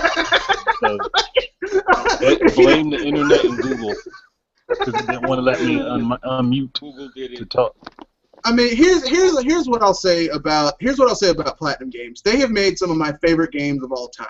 Okami. Like I Beautiful love Joe. Well, I love Beautiful Joe, but Okami was like Okami. Okami is like Wonderful 101. Wonderful 101, Okami. I mean, God these Hand. dudes, oh, don't get me started on God Hand. That game is just off the chain.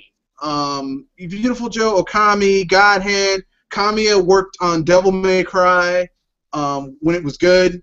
You know, just they made some great games, and it's sad that Capcom was like, well, the PN07 studio which got changed to Clover, and then they were like, we're gonna get rid of you guys, and you know, now they're like a mercenary team, which stinks.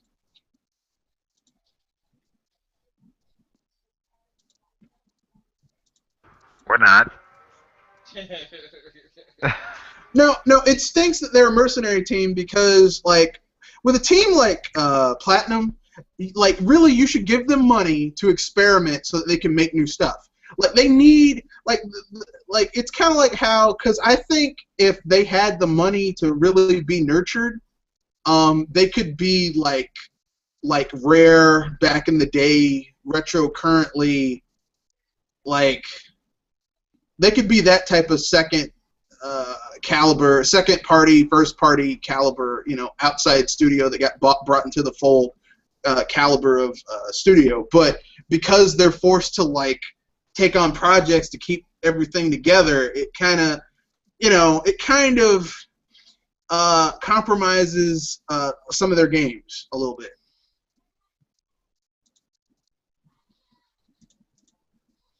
I hear you, dude. I hear you.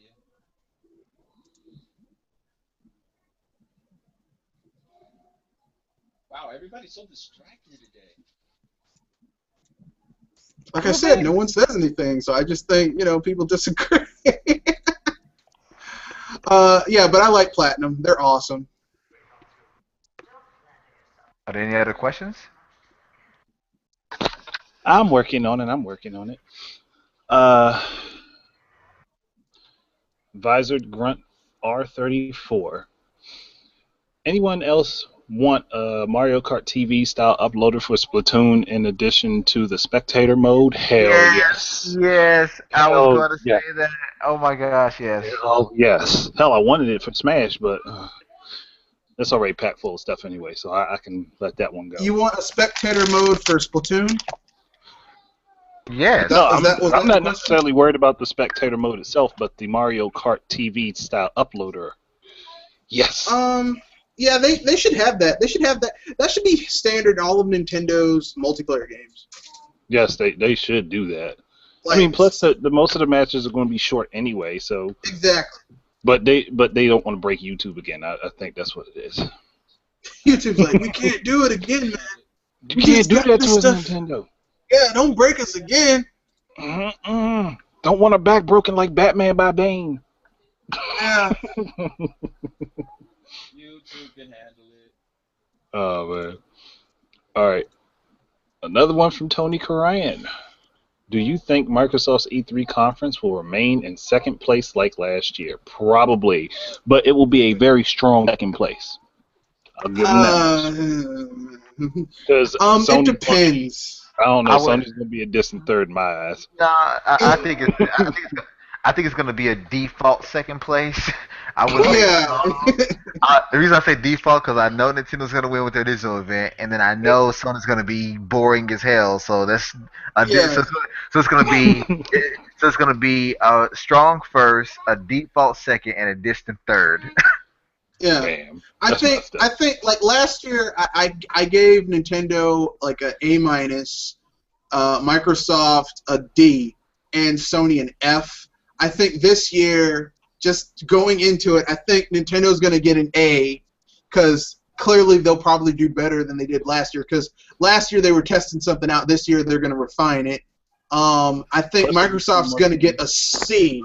They're going to get a C, but a C is not, you know, like, I don't know about you guys, but when I was in school, if I brought a C home, my parents were like, you passed, but you clearly weren't trying very hard.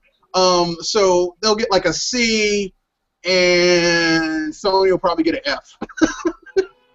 Man. Well, I mean, look. If that show is anything like last year's show, I mean, God. come on, No, man. if it's like That's last gonna be year's show, F. I'm not watching it. That's I'm gonna sorry. be F, man. That's Here, you know. here's the thing. Even and people may want to smack me for saying this, but even Sony fanboys were saying that Sony's E3 conference was boring. So Well, that's not true. There were some people who said that. Well, yeah, there were a few folks that were like, yeah, Sony won. Yeah. no, there were a few that did, but the majority were like, nah, that just ain't cut it. Like that was worse than the VGX. Damn, I shouldn't have said that. I shouldn't have said that. VGX. All I'm gonna say is this: if I have to, because the only reason I say that it's more than likely that I'm gonna give Sony an F is because if all they're gonna show is a whole bunch of like multi-plat games that I can get on 3 other platforms, but they're gonna try and fool me into thinking are exclusive to the Sony platform. Oh, like No Man's Sky? Yeah, and then they're gonna say like, well, they're gonna be like, okay, and if they trot out that tired Nathan Drake sitting in a puddle, again, I'm gonna be like, and it's coming. They're like 2016, and like remasters of stuff that I can get of games that came out less than 5 years ago on the PS3. I'm like, look, this because the whole point of E3 and these press conferences, yes, you have the part of the press conference, this financials to get investors hyped up for the company and like its future, but they're trying to sell you a product, and I want to be sold. I want people to make me feel like I want to purchase this console, and you're not selling me something if you're selling me remasters and multiplats. I need exclusives. You got, Greg, what are you talking about, man? Like, PS4 has the best exclusive out there, man. It's the Playroom. Why you go there? Look, I'm gonna let you on a little secret. Anyone here ever played Shadow Man? It was an Acclaim title from back in the day. Good old Acclaim. Yeah. Shadow Man had this level called the Playroom, where these enemies with meat hooks for hands would just rush you and do massive damage to you and kill you, and like it was a torture room. It was just horrific. So when someone says, "Hey man, Sony's got Playroom," that's not exactly all that. I'm not all that enthused about Playrooms.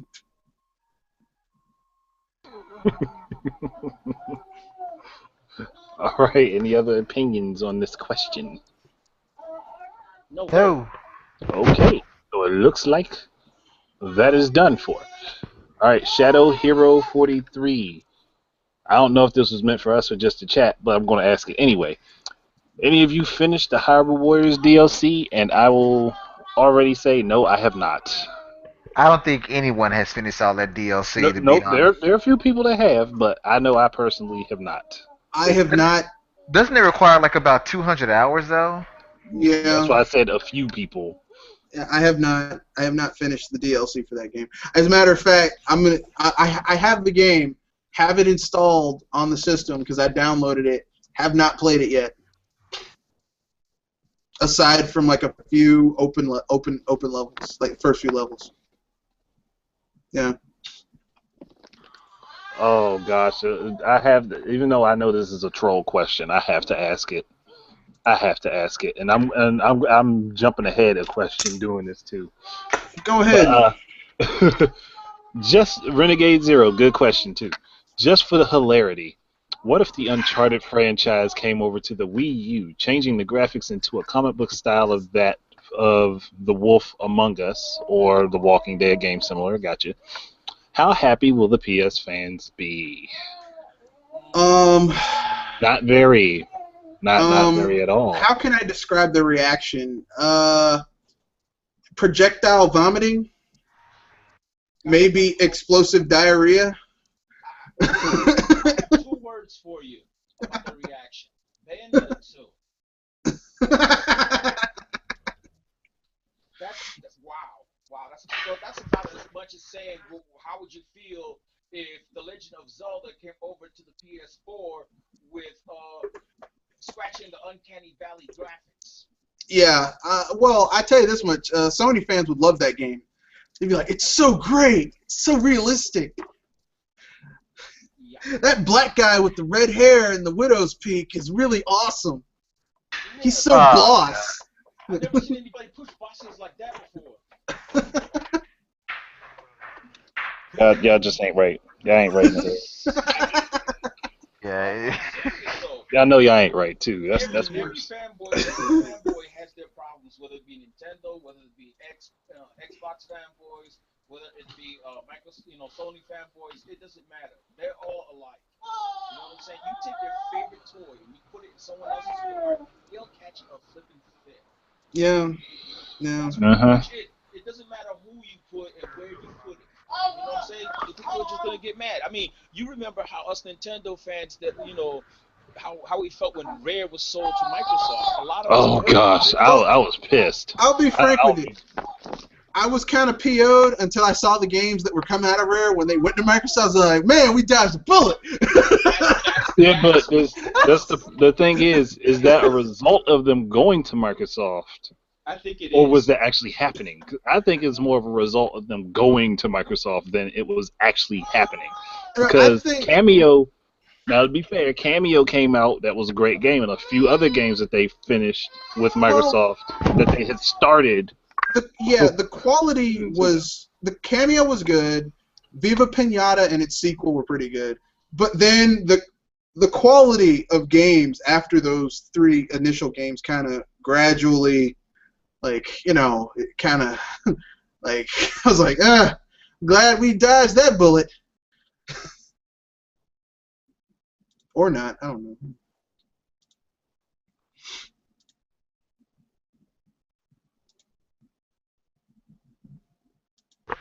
And next question, GB.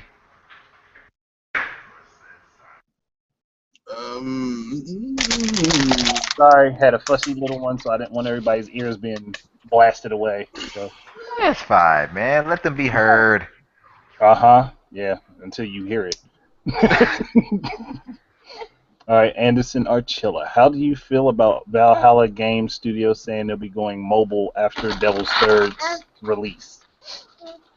Hey, that's their choice. And it's probably because they figure we can put out a bunch of mobile games really quickly, and with our name being out there, we could probably make a bit of money. I don't know if that means I don't think that means they'll be dedicated mobile. Maybe that they'll just be producing mobile games. Nah, So it's not really a big deal. it'll be cheap for them to make games. Although here's the thing, all the developers think they can just put out a mobile game and it's just going to make a ton of money. Like, mobile is a very competitive space, and yeah, you hear about the Angry Birds and the Flappy Birds and the Bejeweled and stuff like that. But for every one of those, there's like 100 flops. So, I mean, these developers who think they're just going to jump into mobile and they're going to make all this money and very little effort and a lot of money put into it. It's just like the mobile space is just like it was 10 years ago, where everyone was trying to make an MMO. Like, everyone was going to turn everything into an MMO, and it got really ridiculous, And really old quickly. Yeah, because everyone we're going to make an MMO, and they're thinking in their heads, we're going to make all this money with this MMO, and it bombed. Still, Warcraft is still the king, and Warcraft is going downhill. So, I mean, True, and on top of that, it's like now every major, company is starting to do that. It's like, for example, like you said, it happened 10 years ago with the MMO, and it went down. And even Warcraft is like losing subscribers every month. They can't. It's like really not even. It's not that relevant anymore. People want something new, and then you well, look at shooters like Modern Warfare came in and changed it all the way up, and it got super popular. But then after like Modern Warfare 2, it's gone downhill. Like, it's been decreasing year after year after year. It's like it's become stale. And then now, what is it this generation? Everyone wants to make it some kind of open world game. And that is starting to go downhill now because even Grand Theft Auto 5 is not even selling anymore. Like it moves so few copies. It's like it's so well for that first month, and then it just stopped. You can find a used copy almost at a family video store. It is kind of ridiculous, but Yeah. I mean, Oh, I wasn't trying to cut you off. I was just agreeing. Go ahead. but I mean, you know, the issue in my opinion is just that, like, I mean, I hope Valhalla Games does well. I think the primary issue is that a lot of video game studios, especially the smaller studios, a lot of them are people who came from bigger publishers. Like they were part of bigger publishers, and they didn't learn how to budget things. And really, you can make a game. Like, I mean, you look at Playtonic Studios, right? They're making a game using Unity. Unity is like most of the basic assets are free, and if you want more advanced assets, like it's very economical to use it. They're keeping their budget in check, right? So, I mean, that's pretty smart if you're a small studio. But a lot of these people, they're thinking they don't know how to keep their budgets in line. Like, you can still, like, there's still room in this industry for small and mid-tier studios. Not every studio has to be trying to make money like EA, Activision, Ubisoft. Like, you can make mid-tier games and mid-tier experiences and smaller experiences. There's room for all of them if you keep your budgets in line. But, you know, that's a completely different topic. Well, thinking of it though, that may be why they're doing the mobile games, so they can just put their smaller stuff on mobile. It's a bigger audience, bigger possibility for them to get it out to people. And the child is just yelling at me for no reason. You gonna calm down? Thank you. Okay. Yeah, but I can agree with you on that part. It's like what I don't like is that I understand that mobile gaming is a big thing now, and everyone wants to jump in on it. But it's like just because everyone's jumping in on it doesn't mean you have to do it. And haven't you seen the downfall of this for so many other gaming companies? Like all they have to do is look at the history and be like, hey, look, this didn't work out for Capcom. It didn't work out for a few other people. So why are we doing it again? Because our idea is going to be somehow going to be different? No. It's like because with the mobile platform, no matter what type of game you have, it says to follow a specific line of boundaries when it comes to mobile gaming. And those haven't really changed. Not even over the last 5 years, they just haven't changed. Just the games are looking better and better, but they haven't changed. I mean, Angry Birds is still Angry Birds. It's not that you have an Angry Birds HD. Yeah, It's like yeah. that's it. Like nothing changes with mobile games because they still play the same way. Now they do have some that say, "Oh, well, you can buy this peripheral that allows you to play To with the use a tablet. controller. Use a Yeah, you controller can with use the a tablet." But controller now. but then if that's the case, just go ahead and buy a game console because let me get this straight: a high-end tablet, I would even say a middle-of-the-road tablet costs you about $300-400. That's more than Yeah, some consoles. Then a controller that's compatible is about $25 to $50. And then you yep. got to download this game. Oh, It's probably about they can be they can even be higher depending on who's putting the controller out. So Yeah, exactly. And then to add to that, we're talking about buying a game, which let's say the game is free to play. You download it, but even just to be able to throw one Hadouken, it's going to cost you probably like 50 cents. and Or if you have to pay for the game, it's going to be $10 to $20. So you yeah, just basically spent about $500 when you just could have got a game console. and the thing is like these microtransactions in mobile. Like I know, we had 50 million people. I'm like I'd rather play if mobile games are going to be like Nintendo's doing with a lot of the games. They're free to start games that they put on 3DS, like Stretch Mo. You can microtransaction this, or you can pay $10 just buy the whole thing. I'd rather do that than just have people constantly hitting me up for little drips and drabs of money as I'm playing. Mm. yeah, Well, gentlemen, I'm going to have to call it an early evening. it's okay, Quan. Okay, Peace. Just letting you know in advance. So should I do my sign off or should I just fade into the night? Hey, it's up to you, whichever you choose. All right, I'll just do my sign off real quick. All right, everybody, it's been me, Kwame Manchu, sitting up here in the cut with my buddies, kicking back and relaxing, talking our stuff as we usually do. And you know what I always say, whatever's clever. All right, Quad man. All right, dude. We here. And say, hey, if you can't stay in, just listen. All right. Any Okay. other questions? Yeah, well, we got quite a few, so I'm Okay. probably not going to get to all of them, but I'm going to pick the Try to ones. get to the good ones. Yeah. Yeah, I'm going to definitely get the good ones, but I did have to hit Renegade's little troll question. That was the question. But okay, another. Damn, Tony, you come up with all these good questions, man. You have a lot of time to think about this, don't you? Do you think Western and European third parties will change their minds since developer Armature is porting Bloodstained using Unreal Engine 4 on Wii U? Short and simple, as much as I would like them to, I don't think they will. No, they're not going to do it. No, I mean, because first of all, people need to stop thinking that this is like, oh, well, the Wii U can't handle it. Look, if these same studios can put games on mobile, they can put them on Wii U. They can put it on the Wii U. It's not about we can't. It's just they don't want to put time and effort and energy on these ports. They don't want to do it, and that's what they are. They don't want to have, because for a lot of these studios, it would take them to have a separate team do it. Like for Call of Duty. Call of Duty had their own team at Activision that ported nothing. It was like a team of like 13, 14 people that ported games, the Call of Duty games, to the Wii. Right? That's all they did. But, I mean, that's 13, 14 people. That's cheaper than the 50, 60 they have for the mainline Call of Duty. But, I mean, with the Wii U, it's more powerful. It requires a little bit more finagling, apparently.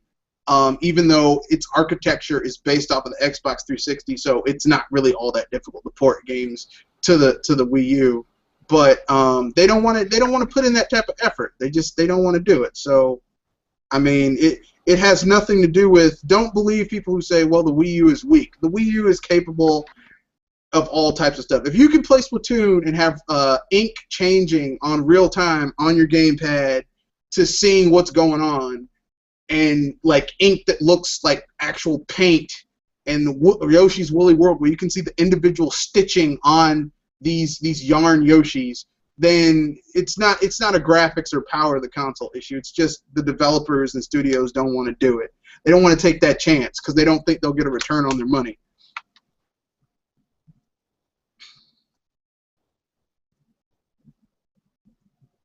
I would have to say I kind of agree with them not wanting to do it because they don't think they'll get a return on their money.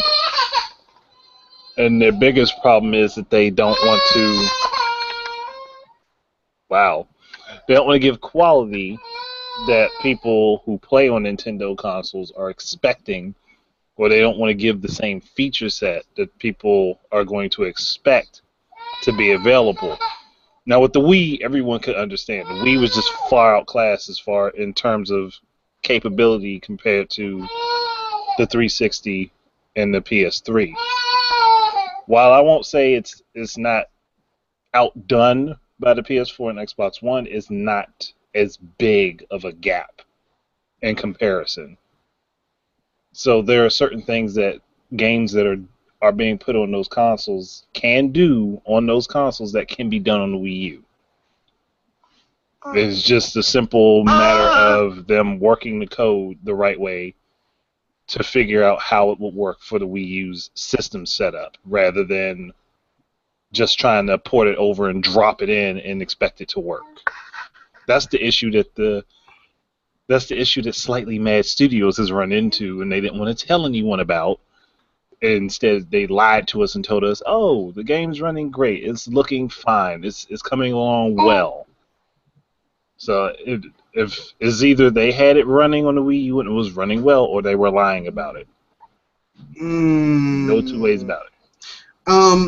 it's not even the line that gets me. It's that they took people's money. Yeah, that too. No, You but take the people's taking money. the lie, the lie about taking people's money for that version of the game is say, oh, you shouldn't have expected that because it was always a maybe, even though all of your advertising had it on there. Yeah, I mean, like, because, I mean, as a business person, once you take someone's money, you have entered into a contract. So you get a contract that is supposed to either be fulfilled or that money given back. Exactly, and they don't. It's one thing if you treat me like I'm stupid, but when you take my money, that's when we're gonna have an issue.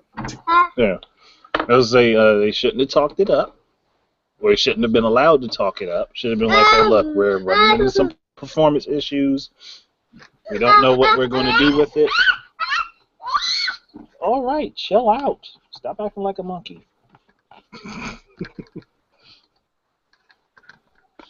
Here, take your cup. All right. They could have said, hey, we're having some performance issues. Things just aren't working all that well. Or they could have done what would have made the most sense as far as developing the game. They could have developed it with the Wii U in mind first because it was already advertised that was coming to the Wii U, and then worked upward from there because the coding, like I think, was it risk processing that the Wii U does, can be done on both the Xbox One and the PS4, and the other way around where they code it coming down makes it more difficult. So they literally set themselves up for failure. Can't say. All I'm going to say is this: they sold 1 million copies. They owe the people who because I think the people who crowdfunded said we want this game. Like they put money and they said if you put this much, you get X, Y, or Z. They should get their money back. Yeah, they should. You should. I mean, you got money because you sold 1 million copies. You need to give those people back their money who didn't get their copy of the game. Either that, or give them their money, or give them a copy of the game. That's basically those are their choices right now. Yep, that's what they're sitting with. Kind of sucks, but I had faith in them for a little while too. They owe people money. They got it. Look. You take someone's money. The bad thing is I had so much faith in them beforehand, and people would talk down. I was like, just give them a chance. They're a new studio. And then they did that, and I was like, nah, I can't defend you no more. Well, let's be frank. They are a bunch of former EA Criterion developers. And as we know, Criterion and EA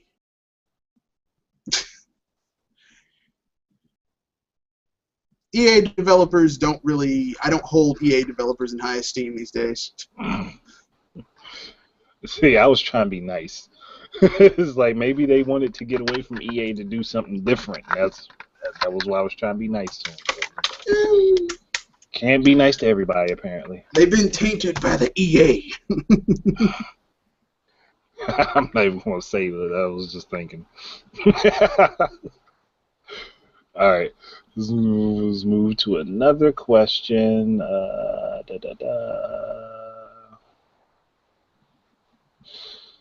Another question from Senor Tony Caran. What kind of engine...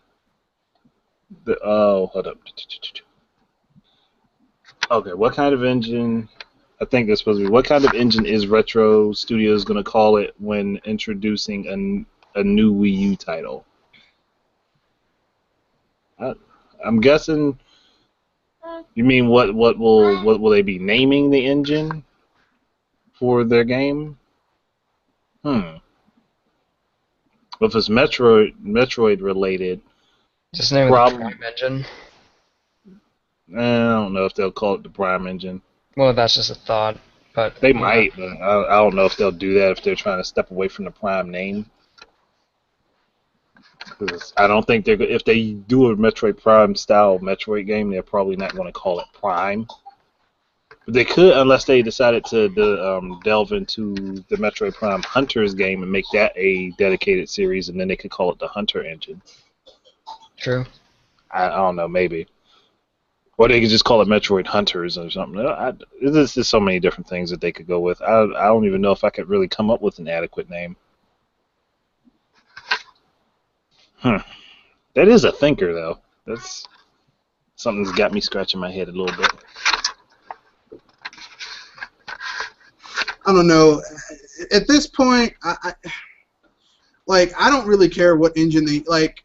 Retro has shown that they know how to push that console to some limits that we haven't seen, like Donkey Kong's Fur and Tropical Freeze. So whatever Retro does, it's probably going to be awesome, and there's nothing to complain about at this point. I hope they're doing a Metroid game. At first, I'll be frank with you. I was like, there's no way they're going to be able to do a Metroid game using the gamepad, but playing Splatoon, I think they really could get that shooting down well with the gamepad. So, Yeah, they probably could. It'd be amazing, too. So, all right.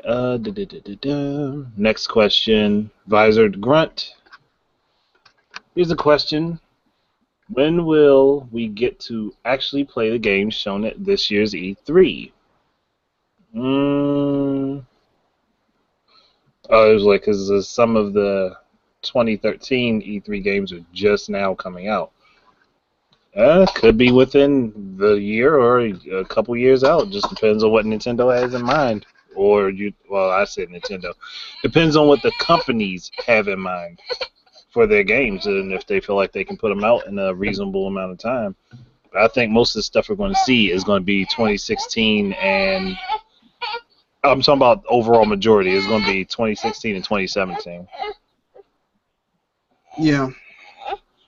No, I think the majority of what they're going to show at this year's E3 is going to be 2015, but like holiday Christmas. 2015. Yeah, Yeah, holiday 2015. like September, October, November, December, and then 2016.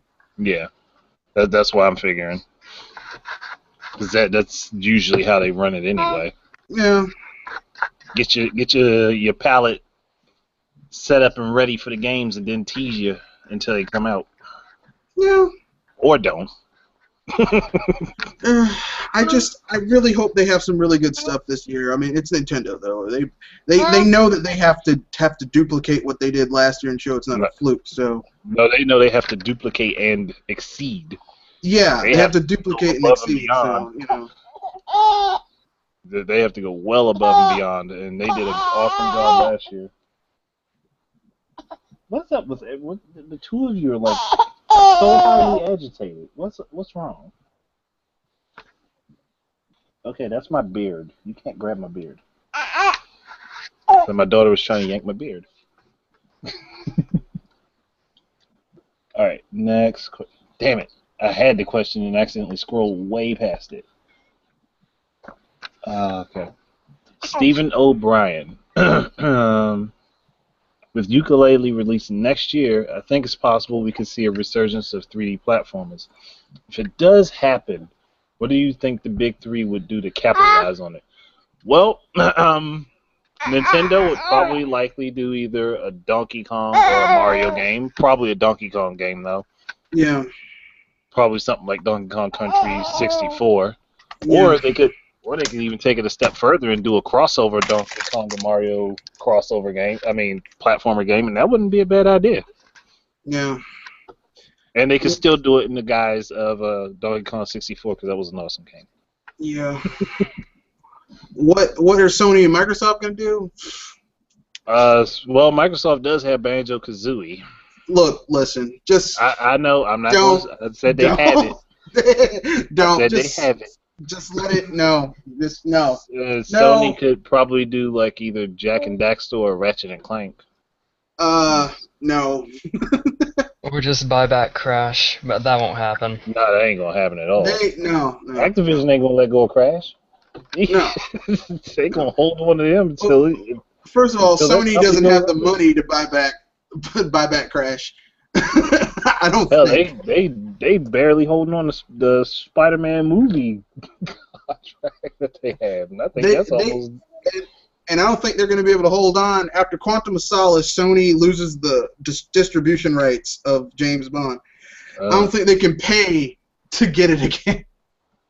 Yeah, just. So I mean, it's just whatever that is what they're dealing with. I mean, they could come up with new IPs, or they could make it another knack game and actually like build upon it. No, no, not another knack. Hey, I'm throwing out ideas. It's just what they can do. I don't think anyone is. I don't think anyone. Accident. Yeah, I think you did. Yeah. I don't think anyone wants another knack. You know you're wrong. I mean, they do also have Tearaway coming to the PS4. Yes, Tearaway, the Vita game. They could do that. Yeah, Tearaway is fun. I really don't know what Microsoft has outside of holding on to the Banjo-Kazooie IP. Actually, they could do another cameo, but they might not do that well either. Look, the people who made the really good Rare games are at Playtonic, so just yeah, that's the problem. Yeah, just or they can always bring back Blitz the Cat. Yeah, Blinks the Cat, maybe. But I mean, the problem is that Microsoft during the 360 years, like sold off a lot of IPs that they held the rights to, and shuttered a lot of the studios that used to make some of their first-party games. So basically, and doubled down on just money-hatting third-party games. So, I don't really know what they could do at this point. The only company that has the technical know-how to make really good 3D platformers is Nintendo, and of the big three, and at this point, I don't trust Sony's 3D platformers because they haven't made a really, really good one in years at this point. And Microsoft even longer, so I don't know.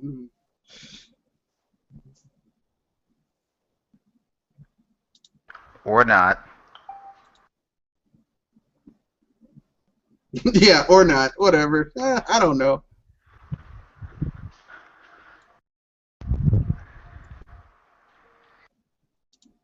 Anything else, people? Yes. Any other questions?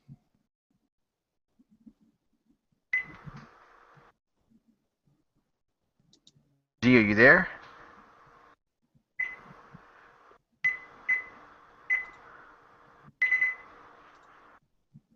GVGINU?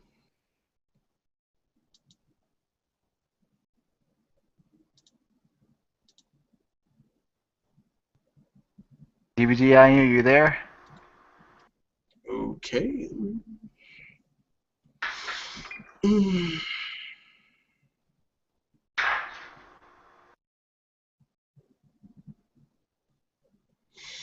Okay then. So I got the next 2 weeks off for my summer vacation. So I will be playing Splatoon for the next 5 hours because I don't have to work tomorrow and I can sleep in. What the hell? All right, sorry people. Got called away real quick, so I had to run back. Didn't mean to leave dead air like that. Damn, I'm looking for another really good question. Huh. I think this is going to be the last question for tonight, and that is from Stephen O'Brien. What Nintendo arcade game would you like to see resurrected? Gosh, that's a long time ago. Donkey Kong Jr. You gotta look way, way, way back. Donkey Kong Jr. And the reason I say Donkey Kong Jr., anyone here played the Game Boy game Donkey Kong? It starts off the first 4 levels, it's like a Donkey Kong game, but then it turns into it's actually the first it's the first iteration in the Mario Donkey Kong games. where like Mario has to like get the key and like it's like a puzzle game. Well, I think they could do the same thing with Donkey Kong Jr. except like it starts off as Donkey Kong Jr. but then after you defeat Mario, like he grows up into the Donkey Kong that we know, and then it's like an entirely different game. Well, damn, that would be an interesting one. Shit. You said Donkey Kong Jr. I was thinking of the Super Mario Brothers arcade game. Yeah, you could do that. That'd be cool. Not the Mario Brothers, Super Mario Brothers, the actual Super Mario game. Brothers. I've played that arcade game. That is a tough and difficult game, and I'd love to be able to like play that one at home, so I could actually beat it. Because I couldn't, when I was younger, I couldn't stand in the arcade with enough quarters. I get pretty far, I just couldn't beat it. They could bring that back. That'd be cool. I'm surprised that they haven't. Like Nintendo should do like an arcade classics line for the eShop. Well, they kind of have re-released a lot of those games, but not the original Mario Brothers game. Yeah. Which they should, because it's a fun game. I mean, I don't know what's wrong with them. Why didn't they do that, man? It should be obvious. A lot of stuff would be obvious when it comes down to Nintendo, but we can't expect them to think the way we do. And it's a good thing for them that they think like they do, because they've stayed in business for so long. So yeah, obviously there's something. Yeah, 100-some years. I mean, you know, I wish. I mean, we're gonna break 5 years this year. I don't think I'm in any position to tell them how to run their business. I mean, though, it's never a bad thing to listen to some of the stuff your fans want. So, I mean, there's two sides to that. They have to listen, but they also have to figure out what's best in their best interest. Yeah.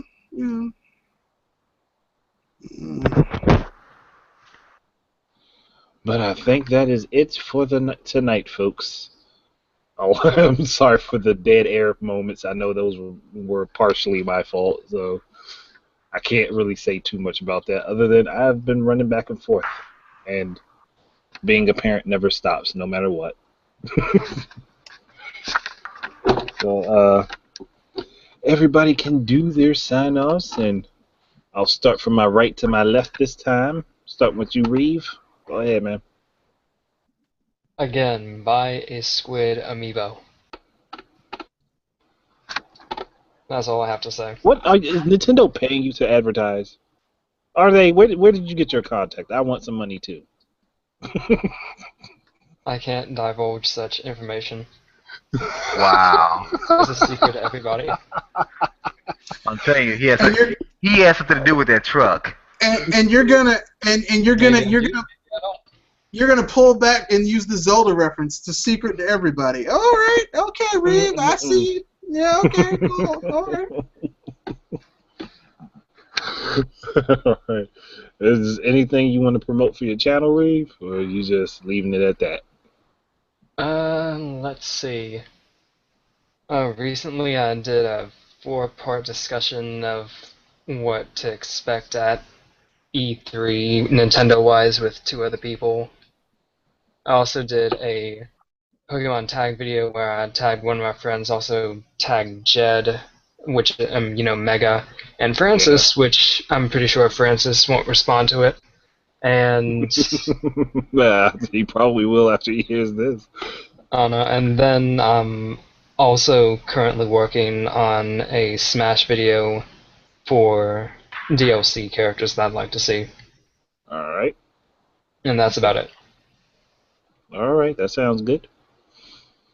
Alright, Mr. Red Fox.